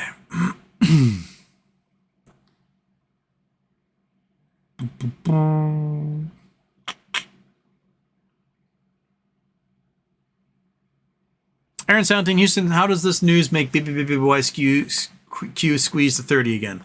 Well, the Q will disappear, so it becomes legit stock. Then whatever they rename themselves, they have to rebrand, so they have to change all their storefronts and become a new name because Overstock owns that now. They then say, hey, NASDAQ, we're good. We got money. Our stock price is now over $1. Put us on your exchange. And so many shares got shorted down when the stock was $1.50, 50 cents, 7 cents, that right now there's a whole bunch of hedge funds and short sellers that are underwater with the stock being at 32 cents because they shorted at 16, they shorted at 22, they shorted at 25, and they're underwater. And the percentage, go from 7 cents to 32 cents, you're underwater by 400% at that point. So the stock price goes to $1, you're just effed in the A. You're underwater like what, 1,700%? And if it goes higher than that, there's no way you're gonna have the collateral available to make up for what you're gonna lose on that. Because the shorts are like, it's bankrupt city. This company's never coming out of restructuring. It's gonna declare, was it Chapter 9 or whatever? Chapter 7? No, chapter. Which one is past restructuring? 13's personal. I can't remember. Maybe 9 is government. Whatever. The other one. Clear the other one, and then they're just screwed. They're just like, we are liquidating. We don't exist anymore. Our stock price is worthless. That's where the short thought was heading, and they got screwed. So if there's forced buying because all of a sudden the stock price goes to a reasonable level, say $8, right? That's a reasonable level for a company that makes $5 billion a year in sales. Then they're underwater like tens of thousands of percent, and there's going to be forced buying happening at that point. Dr. Spurgeon, the Sturgeon Surgeon, is it shirt cocking if Lee does it? Shirt muffing? Clam peeking? I don't know. I don't know what it'd be called. BC says you saved the 10 minutes, should be on your resume. Daphne just got, Daphne, I just lost you. Where'd you go? Just got back from cat sitting. That was the last thing I read, and then the whole thing just reset on me. There we go. Just got back from cat sitting in Sebastopol. I didn't make it to your friend's restaurant. I'm trying to budget myself, not eating out. Totally understandable. But if you're in Sebastopol, go to Ramen Gaijin. It is delicious.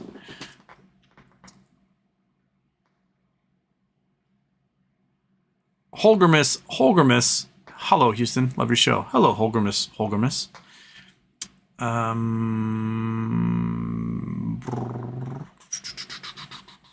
One day I'll make it to Matt's ramen restaurant. It is truly to die for. I had one that was a pork belly ramen, and my God, well, pork belly in general is just so delicious. It was a top 10 meal. I've ever had in my life was that pork belly ramen. I have no idea what it's called. Had like egg and veggies and pork belly in it, and it just like short-circuited my brain to the point that I don't really remember anything else about what I did during that meal. I just like, whoa. Yeah.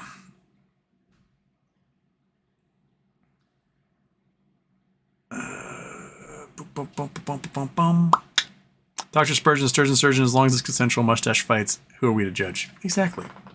Mustache fights are going to happen.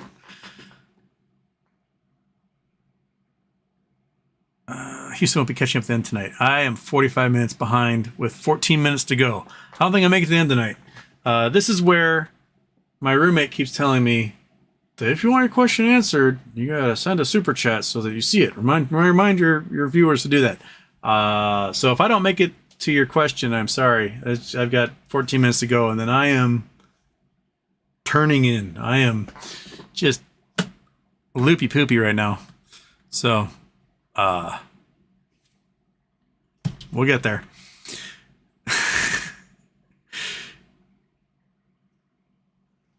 BW Brand, saw the charity respond to your tweet about the fundraiser last night. Good group. Yeah.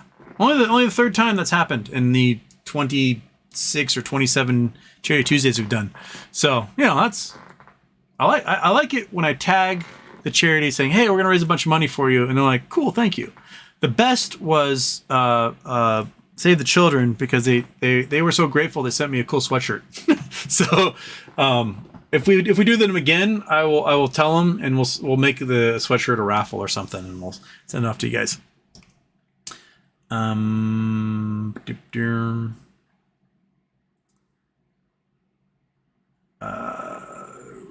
Bravo Delta. If anybody could offer such information, stock corruption, reliably, to select that sweet 10% fee from the SEC for whistleblowing, it's an AMC Hopium shilling vessel.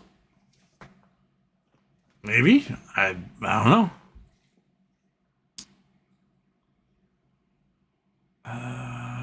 Elon likes to ignore good advice from experts. Has he killed anyone yet? Yeah.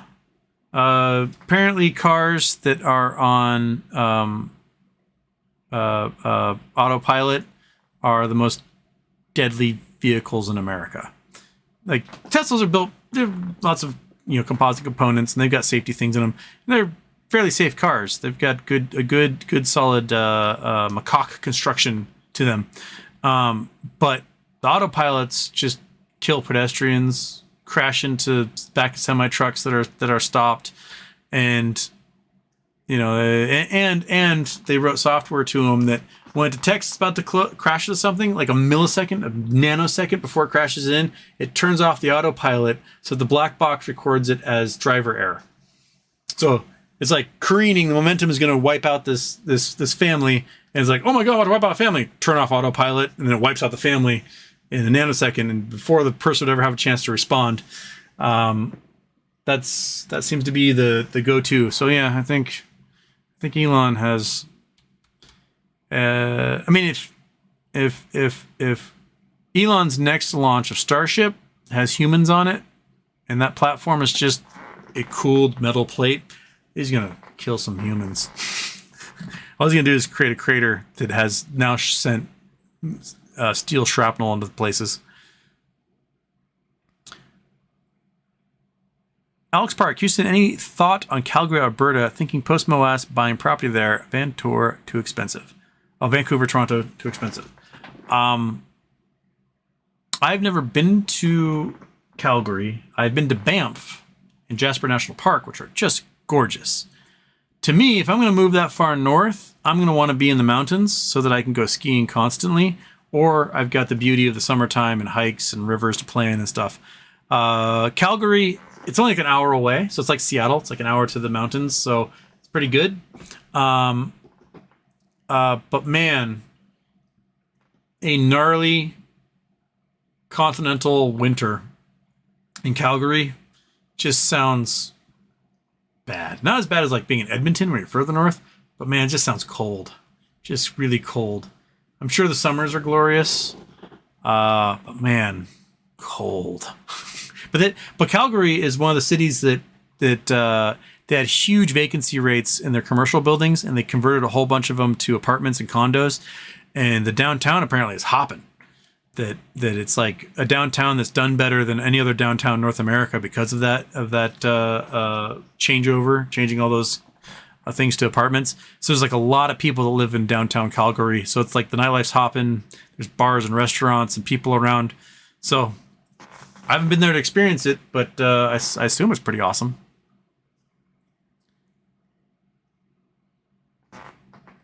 Dr. Spurgeon. I'm Canadian. Calgary's good. Vancouver's turning to shithole. I love Vancouver. Like, it's downtown Vancouver was such a cool place to be as a kid. It was so much fun. The parks are amazing. There's like water parks everywhere. There's little community water parks all over the place. Splash parks, whatever you want to call them. We lived across the street from the aquatic center. So like every day I just go to the pool and like be diving off the 10-meter platform all the time, doing cannonballs and crap. That place was fun. I had a blast in Vancouver as a kid. And it's got an awesome food scene. I've had some really great meals there. But, you know, trying to afford Vancouver, it's cheaper to live in a hotel room in Vancouver than it is to like get an apartment, I think, at this point. Just go the days in and just live there like Tesla.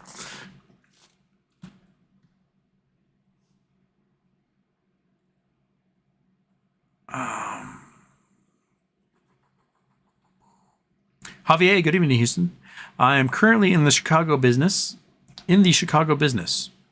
Okay. And the air has been plagued with this toxic air. When do we expect it to clear? Probably not until the rain comes in like October. So, good luck. Because I think Canada's just going to burn down for the next several months. And come September, when the air systems, we get this like offshore wind, Seattle will get absolutely caked in it come September. And that means, and then California lights on fire around then, as well as Washington. So we're going to get the brunt of it here in about 6 to 8 weeks, maybe 8 weeks or so. And then it's going to be gross. And then Monkey Butt won't be able to go outside, and I won't be able to breathe. And yeah. Oh, kitty, you took Monkey's spot. Oh, we got Scratchy Butt. Yeah, is that your friend? Is that your friend, Monkey? Okay. And on C-SPAN, I opened 2 mosquito abortion clinics in my yard last night. Lee Meadows, morning, Houston. Hope you're well. I hope you're doing well, Lee.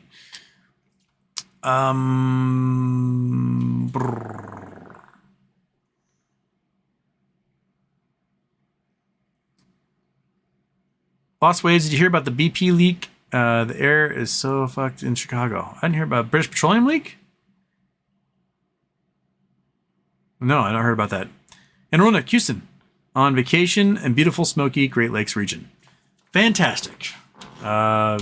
Just go fishing, set your fish outside, and the environment will just smoke it for you. So you'll have all the smoked fish you could ever want. Just leave it out there and be fantastic.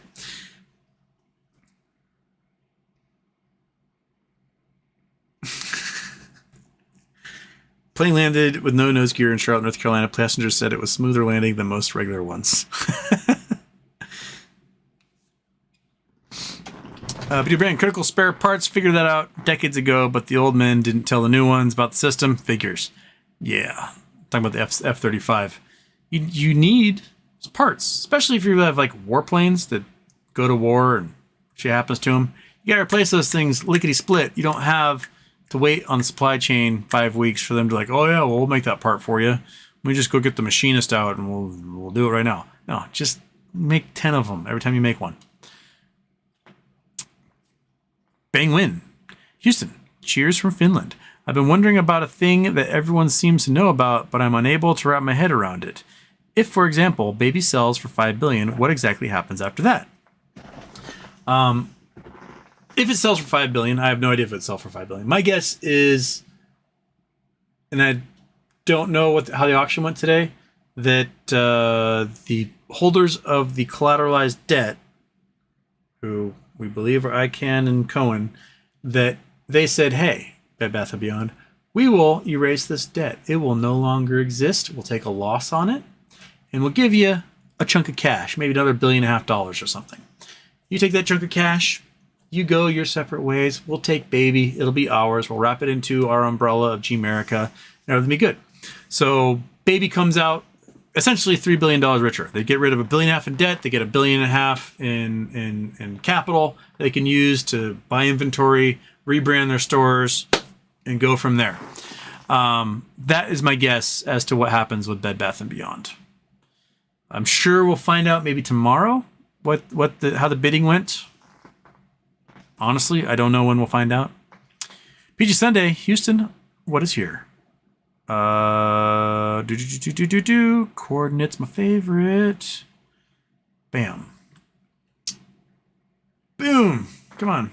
Shebang. What is here? Going to South America? We're going right there. We're going shabam. That's Jesus Christ. That's the big old Jesus in Rio, right? Okay, Christ the Redeemer. That's the third biggest Jesus in the world. Yeah, we can go down. We can do a man on the street. Look at Jesus. Go meow. We can go. We can see Jesus from right there. What do you think?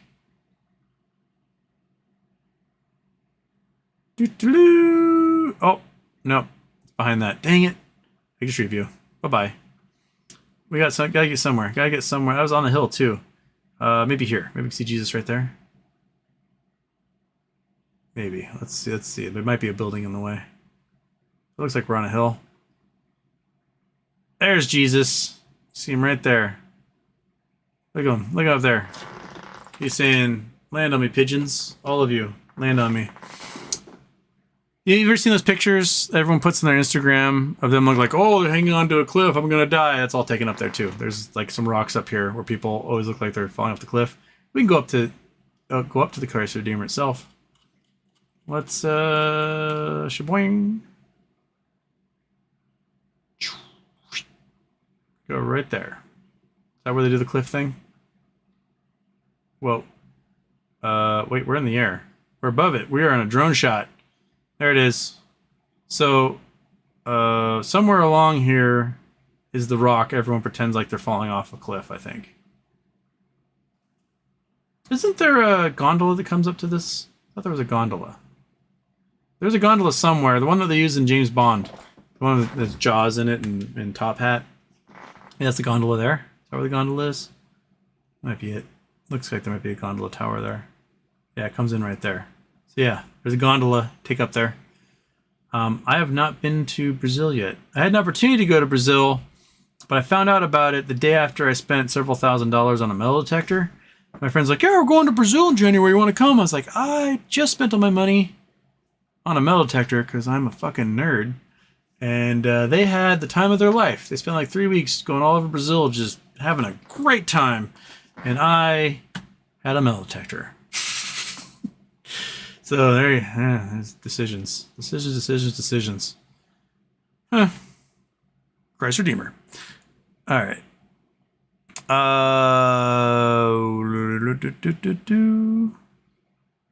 Chris Hill, good morning. Been a minute from I've been able to jump on live. Well, welcome. We're shutting down here in a minute. Because I'm loopy as shit.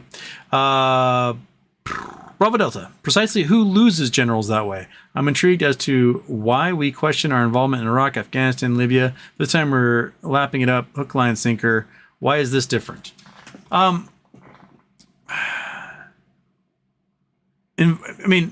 Involvement in Afghanistan was because Afghanistan was harboring Al Qaeda and Bin Laden, and that was the guys. Like we're going to go into Afghanistan, we're going to get these guys.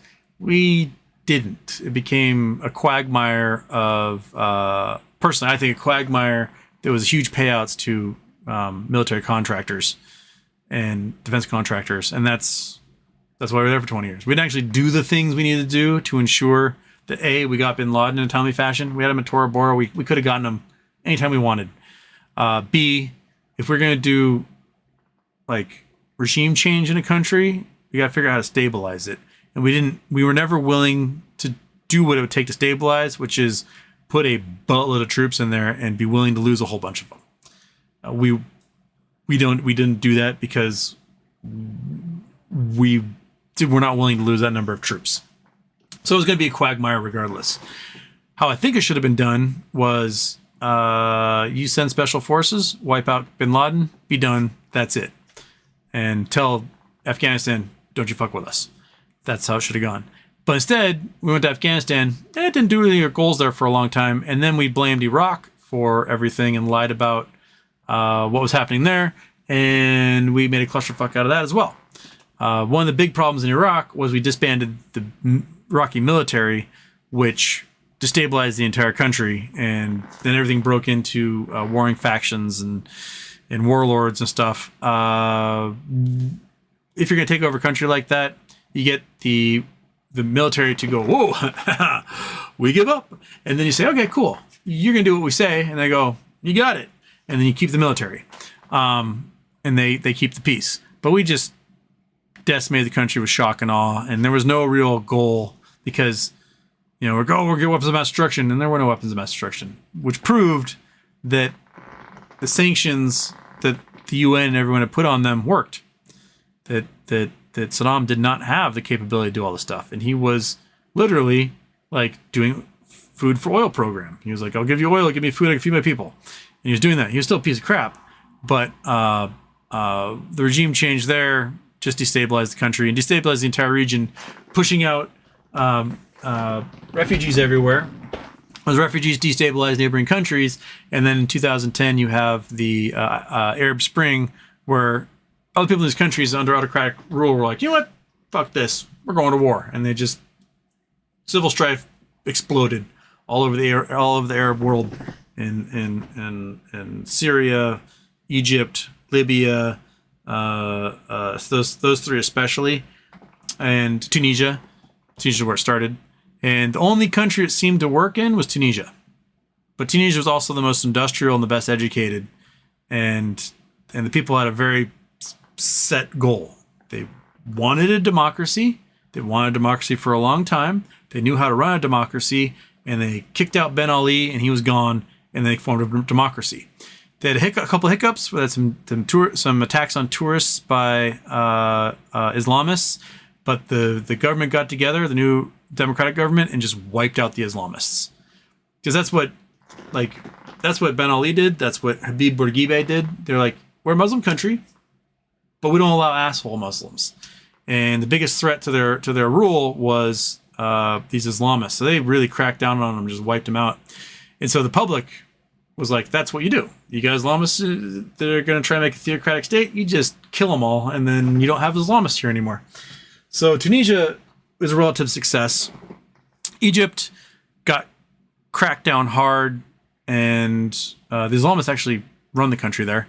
Libya was a disaster because Libya is a country full of Bedouins, basically. It's tribes, multiple tribes, and they had autocratic leader in Muammar Gaddafi, and when he was gone, no one identifies as Libyan. They're like, I'm a Libyan. They identify by their tribe. And so you get a balkanization of the country. But it's a country that has a lot of resources. So while the country broke up into these tribes, each tribe tried to take over the entire country. So you just have warlords constantly battling with each other because there's a lot of oil and resources there. It's like when Yugoslavia got rid of Tito, everyone broke into their factions and went to war with each other in the Balkan states. That's what happened in Libya. So there was really no plan outside of get rid of Muammar Gaddafi. And that was it. And then it just became a shit show after that.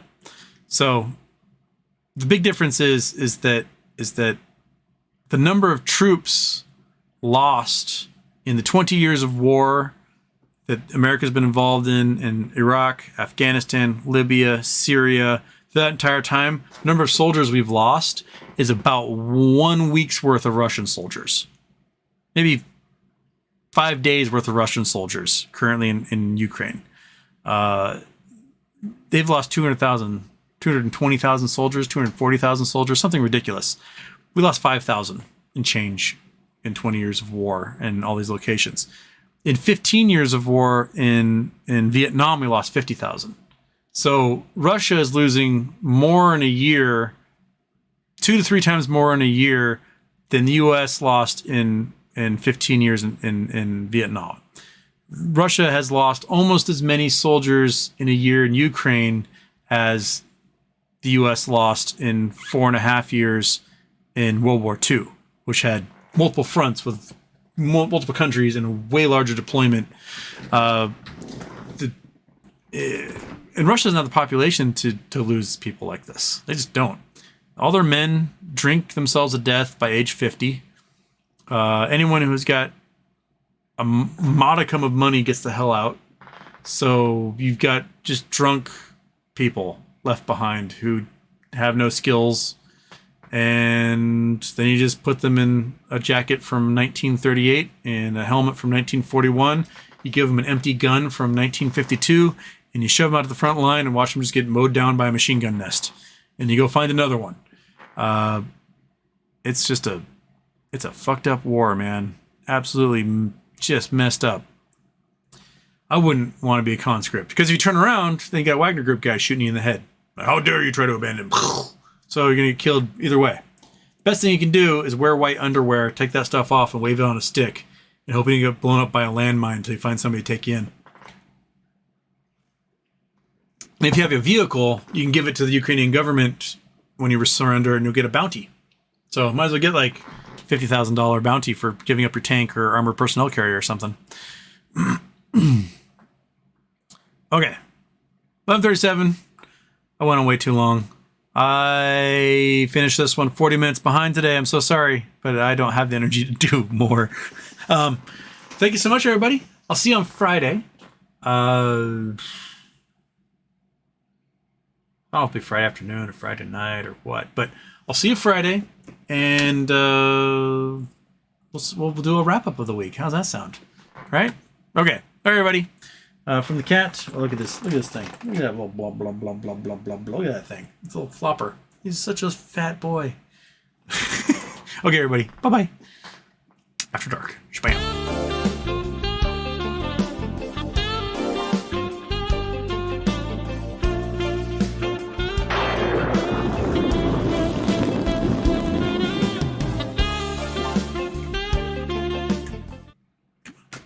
Come on. We're going to say goodbye. Come on. Come on. Yeah. Look at the camera right there. Right there. See that right there? Right there? See that? That's bye-bye. Bye-bye.